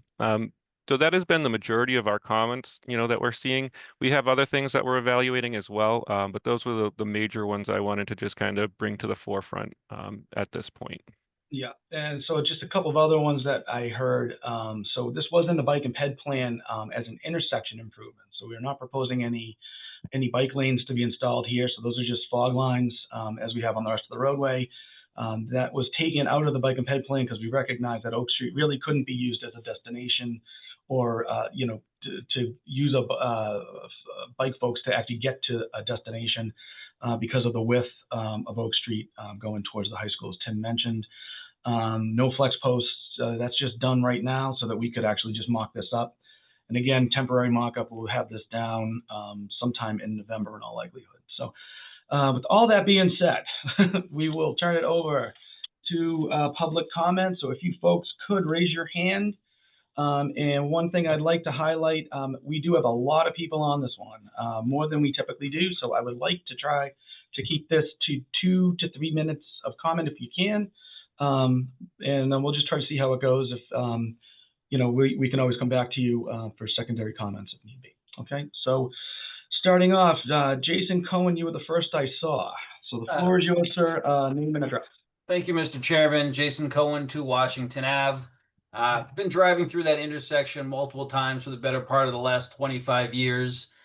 Is it a perfect intersection? No, and I'll point out a couple things I think that could be corrected, but overall, I feel like we're trying to fix a problem that doesn't exist. Thank you. Yeah, my biggest issue is when I'm traveling from the high school back home on Oak Street and I come to the stop sign on Oak, the Green Street stop sign is set too far back, so people on Oak can't see the folks on Green, and people on Green can't see the folks on Oak. Simple solution. You guys did it already. Just move the stop sign on Green a little closer to the intersection so that cars can see each other. The only other issue I have in that intersection is an enforcement issue for Lieutenant Anderson. Cars coming from the Greenwood School on Greenwood Ave constantly blow through that stop sign right into the intersection. Yeah, is it an issue? Sure. In the 25 years I've been driving through there, I don't think I've ever seen an accident once. I'd like to know what the accident numbers are in that 5-way stop. Is there an actual problem, or are we just trying to fix something that doesn't exist? And that's all I have to say. Thanks, guys. Okay, Jason. So accident history, there's not a ton of accident history in the area. We have a lot of near misses. And we've had some property damage, but keep in mind, because of the stop signs and everything, these would be kind of, more of fender bender type things. So it's more property damage than real major accidents. So again, we already kind of highlighted where this came from as a project and why we're here. So just want to make that clear to you. So it's a lot more confusing now, but I do like the movement of the stop sign on Green further out into the intersection so that people can actually see people coming from Green and Oak. Great. I appreciate the feedback. Thank you. Yeah, thank you. All right. We will move on to Elena. I saw you second. Thanks, Bill. So I have kind of a different opinion than the gentleman who just spoke. I've similarly been driving through this intersection for 21 years, living at 17 Pine Street. While I do think it's easy for me to navigate this intersection because I come into it with the attitude of, not being overly strict about who was there first because of the great distance between all the different 5 spots where people are stopping, you kind of get two types of people who drive through. One is people like me who just figure no one really knows who got here first. If I start going and someone else starts going, I'm just going to let them go. But then you get people who are trying to be very much adhering to the rules. And if they were there first and then someone comes from all the way across the intersection and starts to go, they will gun it and drive in front of them, you know, and they probably did have the right of way, but those are the near misses. That's what I think causes the near misses. And I don't think that's behavior that's ever going to go away. And technically they are in the right if they were there first. So I think that's what creates a lot of the confusion, is that great distance across the intersection. Personally, I think the new configuration is great. It takes a lot of getting used to, and it's, you know, it's a big change, but I definitely support the overall idea of it. There are a couple tiny things I think could be tweaked. One of the things Tim mentioned was the left turn into Green Street off of Oak. And I do think because of where the lines are right now, if you cut that too soon, it does feel like the turn's like not the right shape. But if you really pull all the way forward and make that left onto Green, I do think it is enough room. But I think the people coming out of Green might need a little bit more room to be sure they're not crossing over the line into where those people turning onto Green, making that left, are coming, if that makes any sense. So just kind of widening the mouth of Green a tiny bit from what it is on the pilot, understanding that the pilot's not exact to what your plan is. And the other big thing I notice every single time I drive through is the curve in between the two, what is now sort of the two intersections. The curve is a little too severe the way it's painted now, and it makes it so you really have to like steer around the corner. And I think it's good to keep some curve in there because it is going to make people drive a little slower. But the way it is right now, it's just a little too extreme, and it's kind of awkward to get your car to stay in the lane, especially when you turn off of Greenwood, take a right off of Greenwood, and then come right into that curve.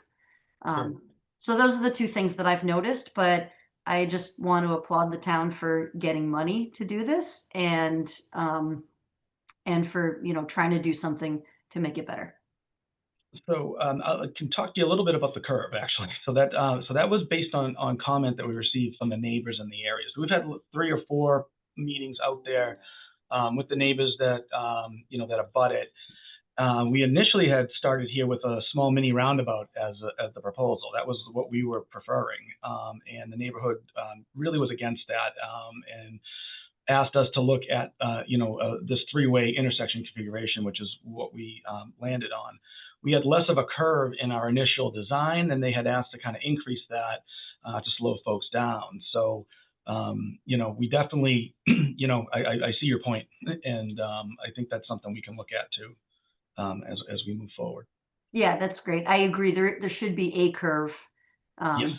Yeah. You just don't want people ending up crossing the line and making that. Yeah, exactly. Yeah, for sure. All right, thanks. Yeah, no problem. All right, I am going to go with Matt Soares. Name and address, please, sir. Hey, Bill. Matt Soares, 26 Oak Street. I am the house in the middle of the intersection, so we are bottom center there. Do you mind if I share my screen real quick? I think a couple pictures. You should have ability to. Let me know if you can. Yeah, I appreciate it.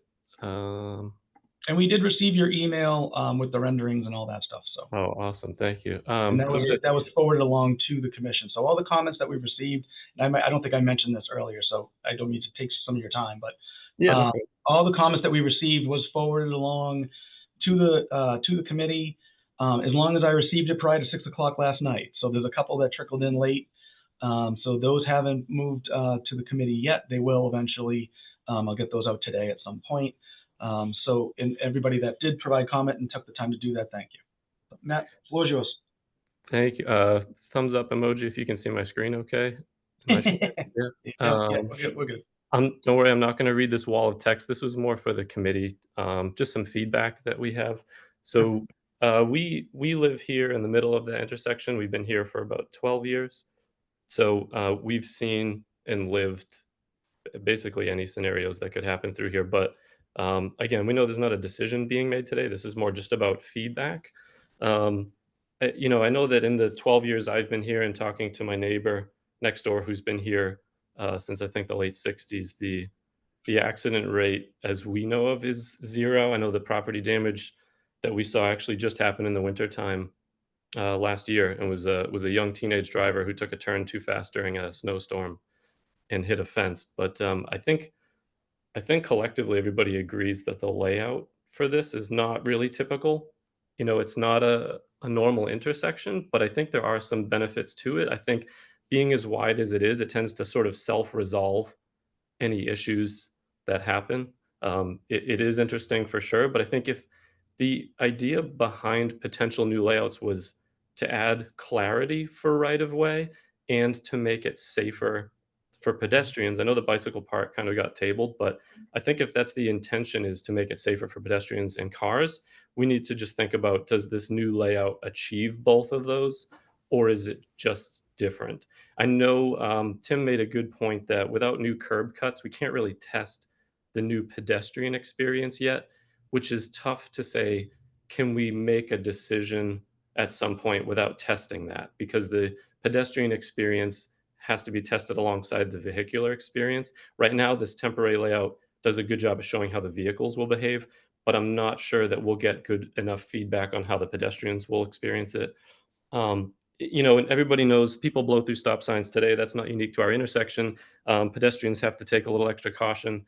That's not unique. But a couple of things that we've seen since this new layout. This first picture here is this is the new stop sign in front of our garage here. What we've seen is people are used to being able to go down Oak or from Green towards the elementary school.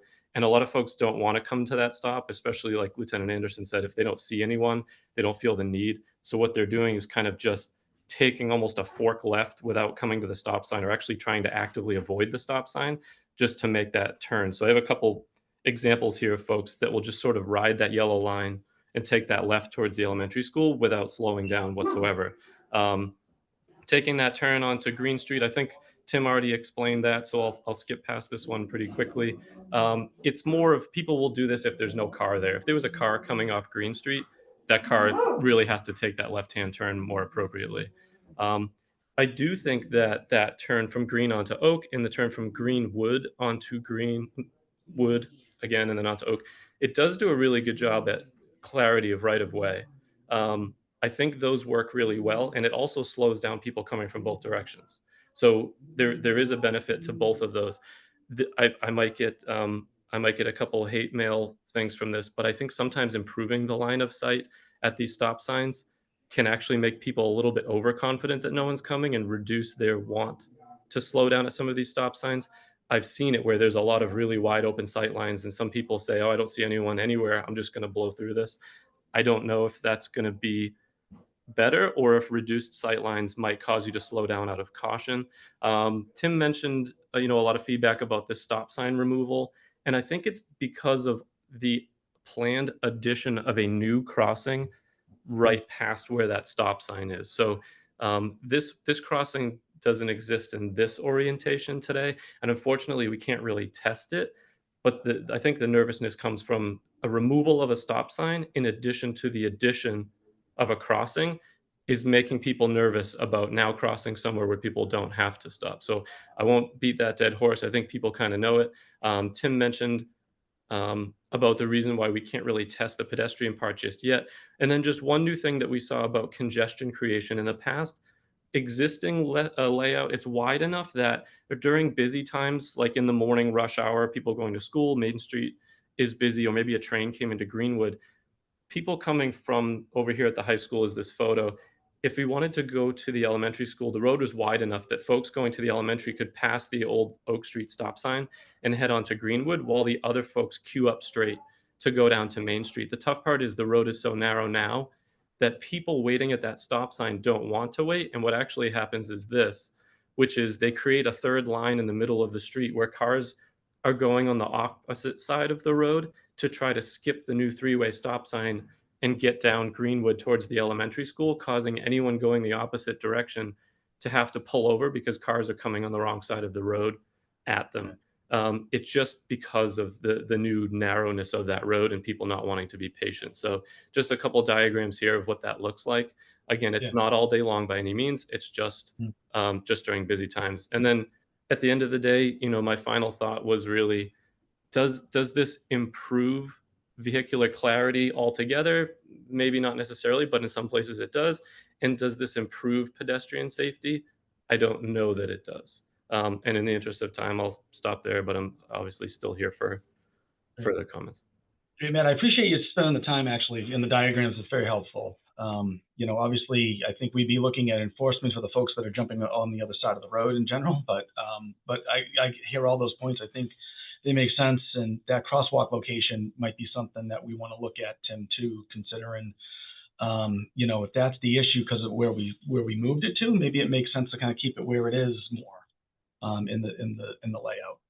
So something else we can consider.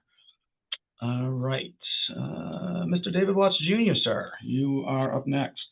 Thank Name you. and address, please. Name and address. David Watts Jr., 17 Greenwood Avenue. So I'm right in the midst of this whole thing. And I know that we talked about this 14 months ago on Town Administrator Report and about the options at the time. And just for the record, for those who know me, I'm a big proponent of roundabouts. They work brilliantly when they're put in the proper places. But looking at this one, the current test, I drive two cars. I drive a two-seater Z and I drive a very large SUV. And in both cases, the right turn from Greenwood Avenue onto Oak Street is extremely tight, even for the Z. And Green Street is even worse. That sudden left and then that sudden right, it comes into crunch time with both cars.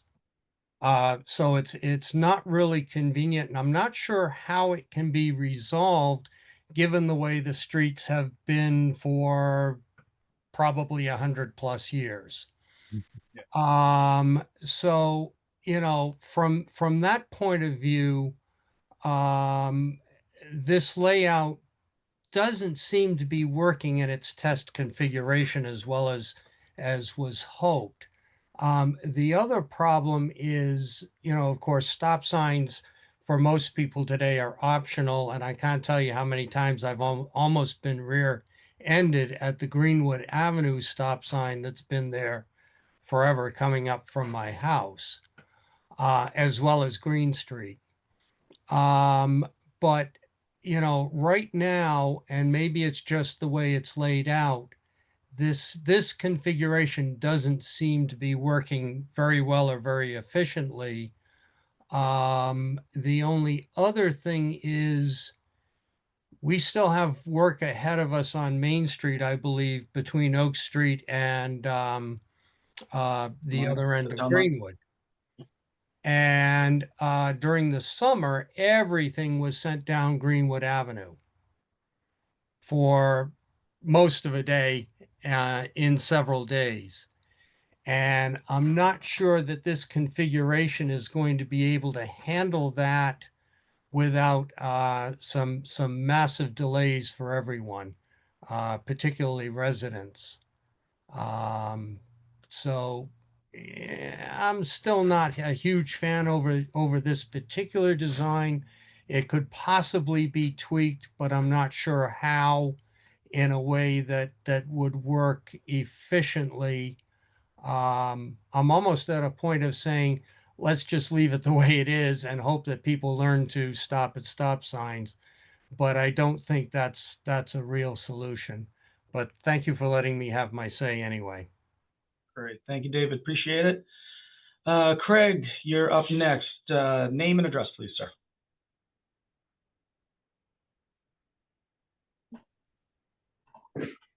All right, sorry, trying to get my video to do its thing. So. Oh, there you are. Hey. All right. Good morning, Craig Mertens, 3 Hillis Ave. I emailed some comments and some thoughts so I won't repeat them here. You've got those already. I just wanted to say thank you for this opportunity to put a pilot together. I think it makes sense, especially in an intersection like this, which is confusing from the get-go and is so heavily traveled and has been under discussion for so long. So appreciate that we've got some really deliberate thinking taking place and not just dropping some changes down into the neighborhood without that thought and that input. So appreciate that. And really just wanted to say I agree with what Jason Cohen said about the stop sign on Green Street. Already seeing some differences and some changes there, some improvements. I also agree with Elena that negotiating this intersection with other drivers, it's a negotiation. Did you go first? Do I go first? We're going to hit each other. We're going to miss each other. And anything that can be done to improve that would be fantastic. Thank you for not putting a rotary in.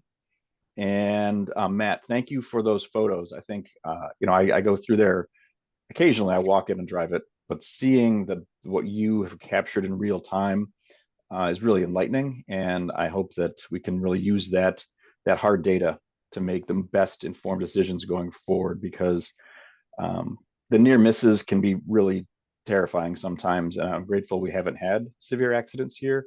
It's kind of amazing we haven't. And I suppose people figure out who to stop for and who they can cut off. But that's no way to navigate.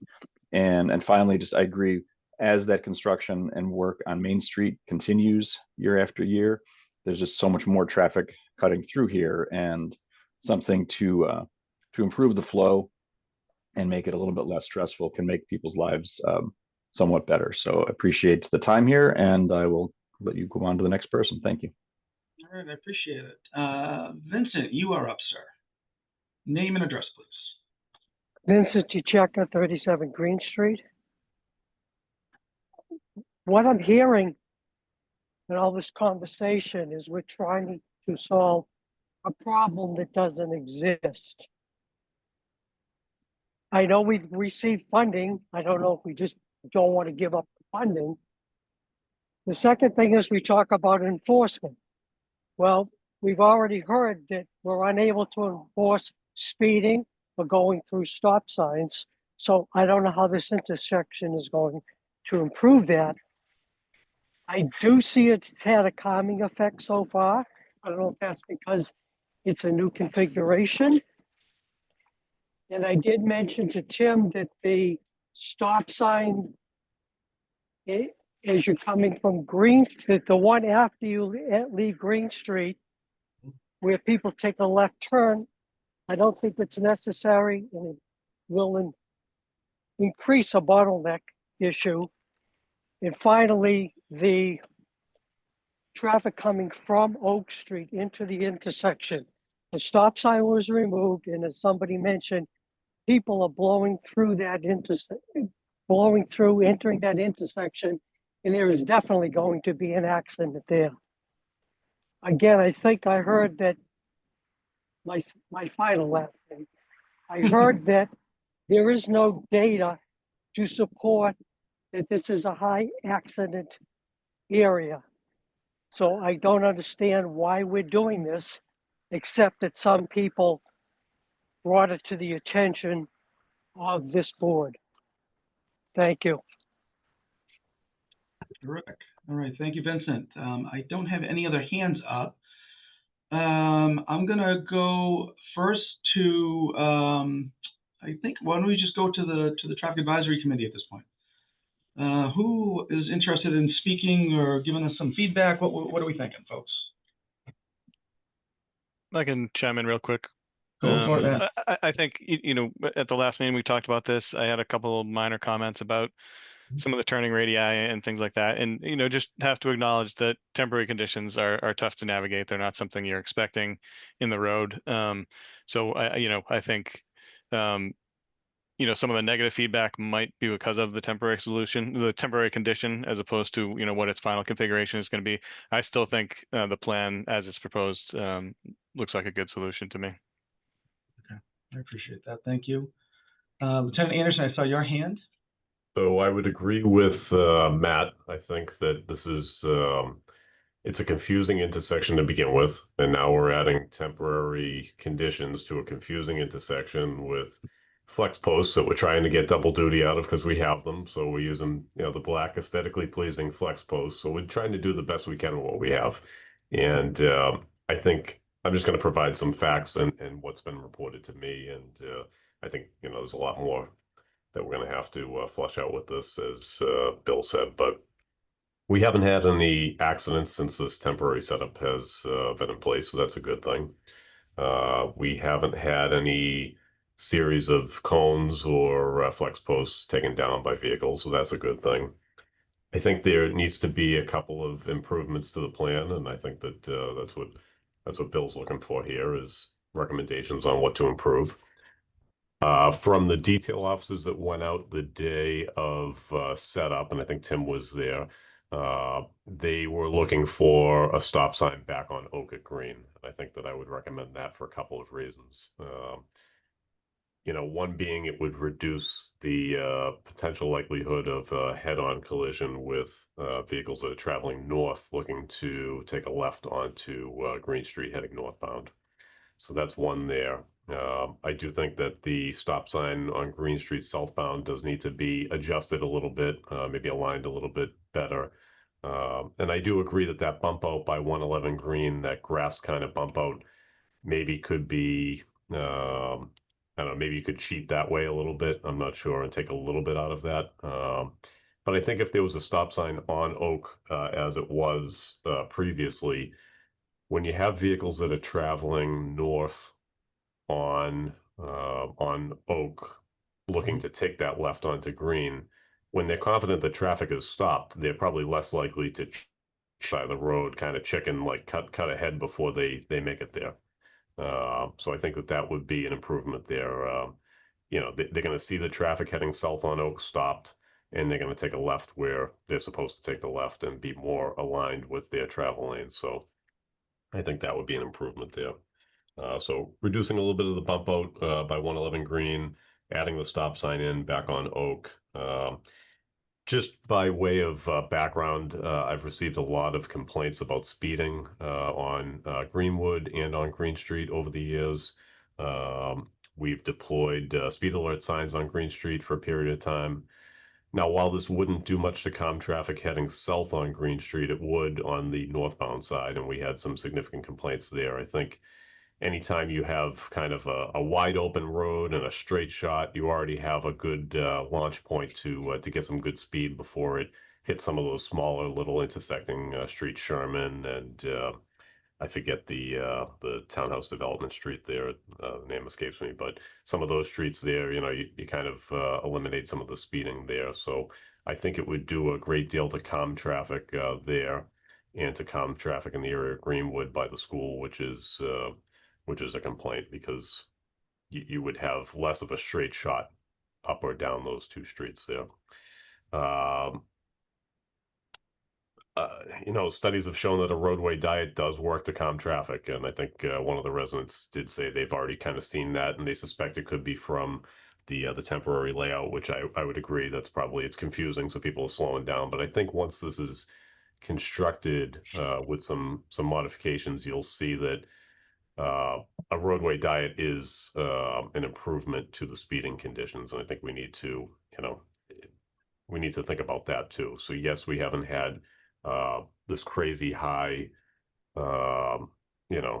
crash history there, but we've had a lot of near misses and a lot of complaints on the speeding end. And I think this differs from some other neighborhoods in town where we do actually have an 85th percentile speed that is above the speed limit.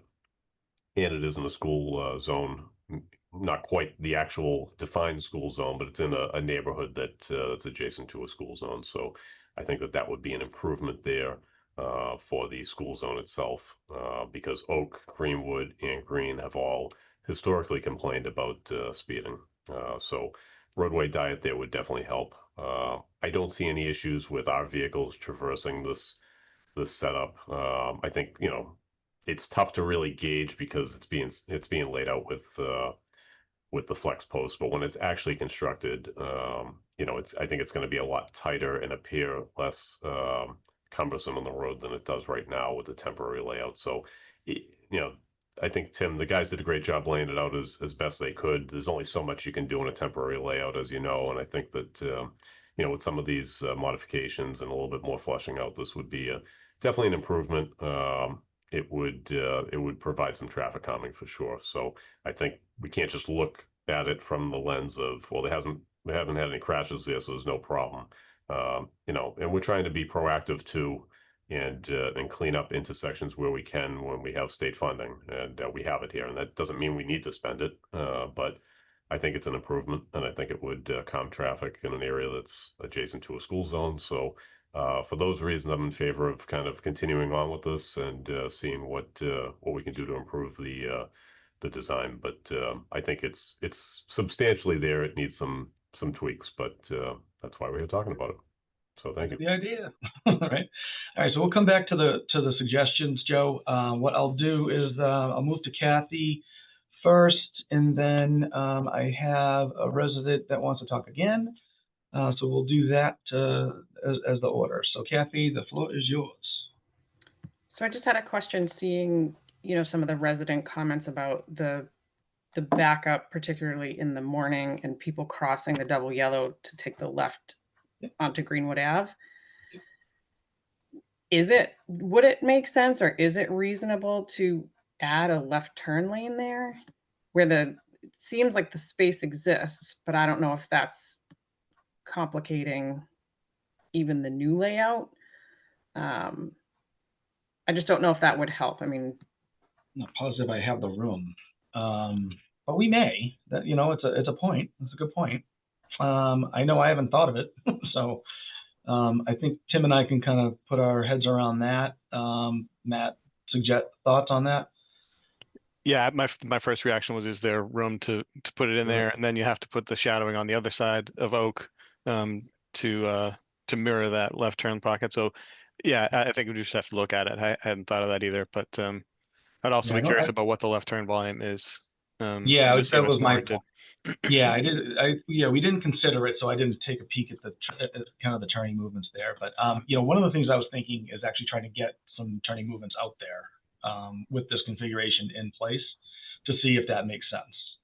So that's something else that I'm looking at right now. So thank you. Anything else, Kathy? no, I don't think so. I mean, I think it's just these things happen. I know we've discussed other areas in town during morning rush, school time, whatever you want to call it, where people are crossing double yellows, and it is fairly terrifying. So especially if people who are going to the Greenwood on a daily basis are used to kind of being able to go around the queue towards Main.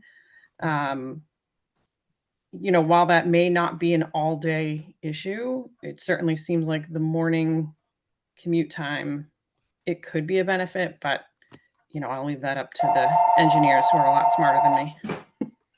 I don't know about that. I don't know if we're smarter. We have a little bit more experience is all. So Matt, we'll go back to you, Matt. I'll keep it brief. Just one on that one comment.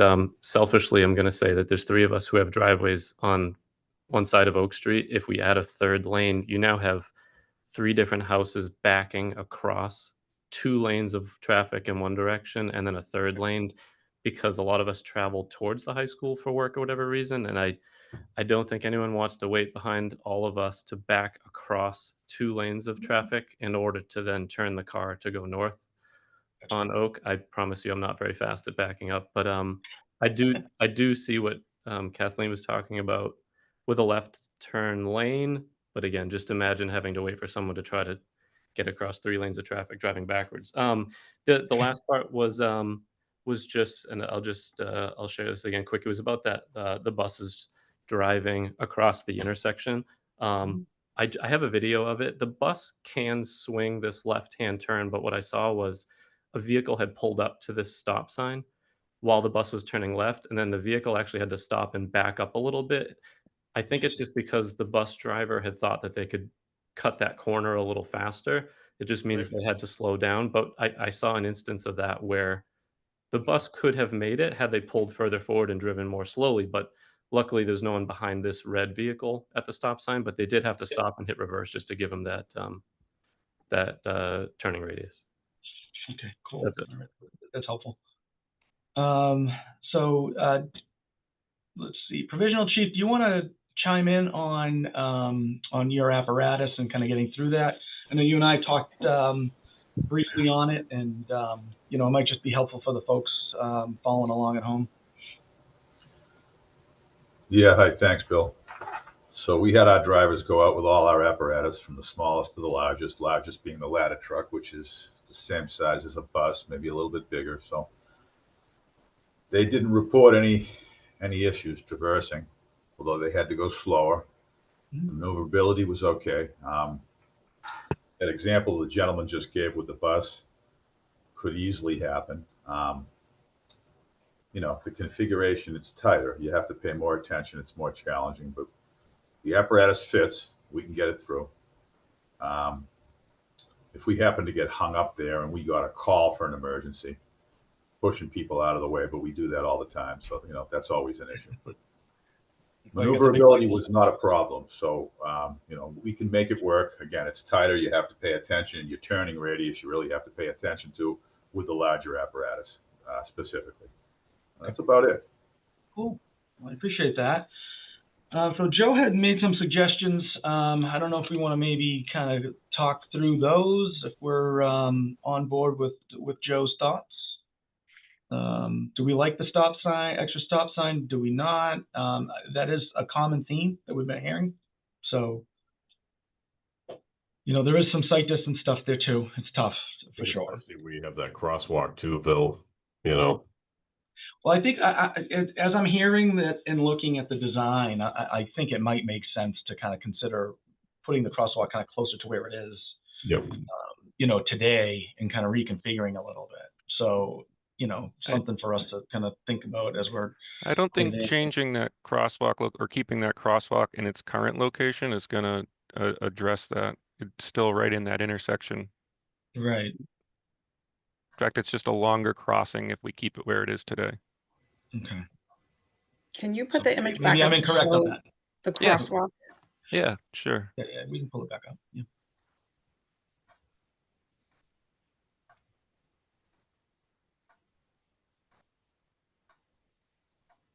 So yeah, so currently on Oak Street, the crossing from Green is on the other side of the street today. So we were moving it closer to Main Street. It's on the sort of the high school side, if you want to kind of look. Let me do this. I have another one I can pull up. What's the sidewalk situation look like on Oak before you get there? Oak has some sidewalk going towards the high school on the, I guess you'd say, the east side of it, the northbound side of the road. It doesn't extend all the way along Oak Street. I want to say it goes up maybe to the next street, or maybe it might not even go that far. Yeah, 1,500 feet, 1,000 feet. It's not a connecting sidewalk to anything really. But you would have enough to then cross over where the existing one is if you squared that off with the stop sign I'm proposing, right? You could, yeah, you could. If we squared it off with the stop sign that's already there, would be going right into a driveway. Okay, but we can configure it to kind of make work. it's I mean, even if it's a little bit longer, if that makes more sense. I mean, it's an existing condition, or slide it there, right, Tim? That's kind of what I was thinking, is to have it more next to the driveway. I think I would like that better because I always prefer a crossing where there's some type of signal control or. Mm-hmm. And I think that's the concern, is removing a stop sign near a crosswalk makes people nervous. Correct. So Joe, you were saying to put the stop sign back on Oak Street southbound? Where is Tim? You want to put the cursor there? Yeah, right here. Yeah, and then add that stop sign back in, Matt. But leave Oak Street northbound free?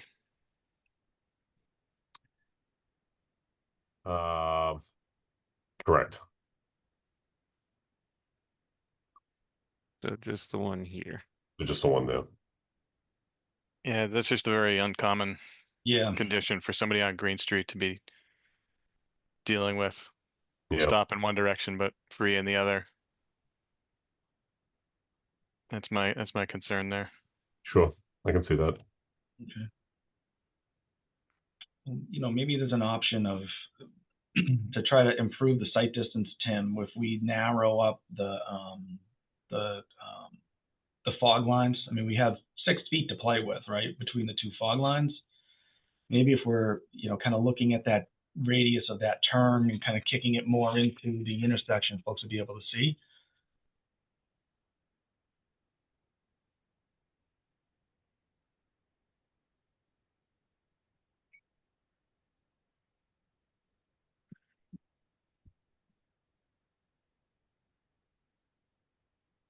So having it essentially narrow around 23 Oak, a little bit more. So, you know, right now we have 30 feet of pavement. You know, maybe if we're going down to, you know, 20, I mean, the rest of the road's 24, but I mean, if we maybe we go down to like 26, gain 3 feet, that increases the visibility and kind of eliminates that issue potentially, you You're know? saying You make have it to- make it more narrow through there? No, to the left. Yeah, like kind of through there and then extending to your left there. Yeah. So if we narrow that up and kind of kick the Green Street intersection further, so you're essentially starting your curve a little earlier. That might be an option to think about. Does there need to be a crosswalk there, I guess is the question. Like if you were coming from Oak Yeah, I think you need it. Yeah. I mean, with the school especially, you know, and folks, you know, they use it today. So, you know, I would think it makes sense. But it doesn't necessarily, you know, I mean, we have the kind of traditional crosswalk at the Greenwood intersection in Oak. So I mean, that's more traditional. So if you're going to put the stop sign back on Oak at Green, Yep. Can we just keep, because there's an existing crosswalk there now, right? Yeah. So can we just keep that crosswalk?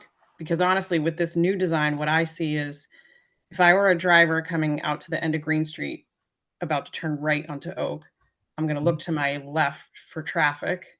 Yep. And then I see no one coming. I'm just going to make that right turn. Yep. And then I'm not looking for a pedestrian in that crosswalk. That Right. I think that crosswalk being, I just don't think that that's a very safe location. I would just keep it, if we're putting the stop sign back, I would just stick with that crosswalk at Oak and Green. If you Well, we have a proposal for the stop sign, so I wouldn't say we're definitely putting it back. We're looking to see if maybe we narrow the road a little bit and improve sight distance, and we might not need that stop sign. But I think you're still going to have. You still think we need it? Yeah, I think you're going to have traffic heading north on Oak, looking to take that left on Green. They're going to play chicken with southbound traffic on Oak and cut into the wrong side of Green Street. Mm-hmm. I think that's what you're seeing with the temporary configuration because they're just not confident that, right, you know, they're going to get over there in time. What do you think, Matt? Yeah, that's a tough one. I can see, you know, both sides of it. I'm just looking at Street View right now just to I see guess, if I have Matt, any other thoughts. what's the difference if a stop sign was put back in place on Oak Street and where the proposed crosswalk is around 111 Green Street? What we're looking at right now, not the red, but the white that's actually on the design. Yep. How does that make it any different? There's still a stop sign in one direction, just a matter of feet north of that. Do you know what I mean? Yeah, I don't really have a problem with that, the crosswalk that's on the plan now. Yeah. But I'm saying if the stop sign was added, you'd basically still have the same condition you were talking about, just a little further up. Traffic stopping from one side and not from the other. Yep.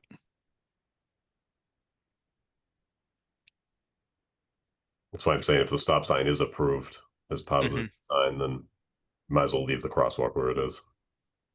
Right. Is that something that could be tested as part of the pilot? Tough to do. We could do the stop sign as a pilot without a doubt. The crosswalk, that's still difficult, obviously. Right. You're right. So we're not painting in the crosswalks, as you know, Matt had mentioned earlier. But yeah, I was referring to the stop sign. Yeah. I mean, I wouldn't, if we want to maybe, you know, plan to look at that, add it in and check how that works for a little bit. You know, we can put the flags on it so people know that it's back and, you know, all those types of things. I mean, I'd be I'd rather try it at least, right? I mean, that's Yeah. what we're doing now anyway. We got a month or so. You know, I was figuring we'd probably be taking us down by Thanksgiving time frame or whenever we start really getting, if we got any snow, but I'm not envisioning this staying up in December.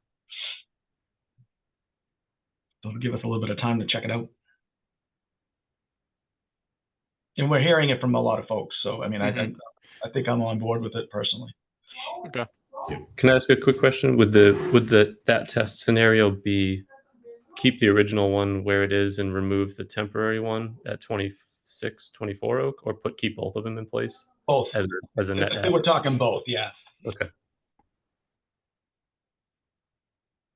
All right. Well, it seems like we got some consensus on that, right? So we all good with that, folks? Yep. All right. Yep. All right. So Tim, why don't we plan to get that deployed? Make sure we put the flags on it so folks know that we're kind of tweaking that. And then, you know, we'll see how that operates for a little bit. And I think, you know, I will consider looking at traffic counts out there too to try to get that left-hand turn. Yeah, that'd be helpful.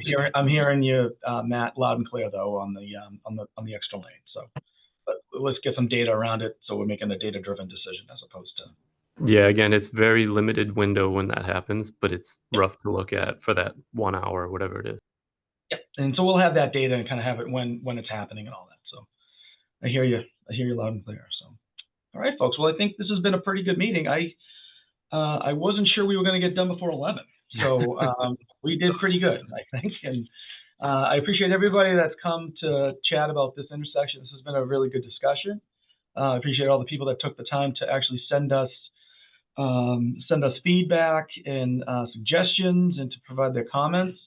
I also think it's great that Matt spent a lot more time and developed some renderings and essentially told us how this intersection is operating in real world time, which is awesome. So thank you, Matt, for that. And I think that's all we have for item.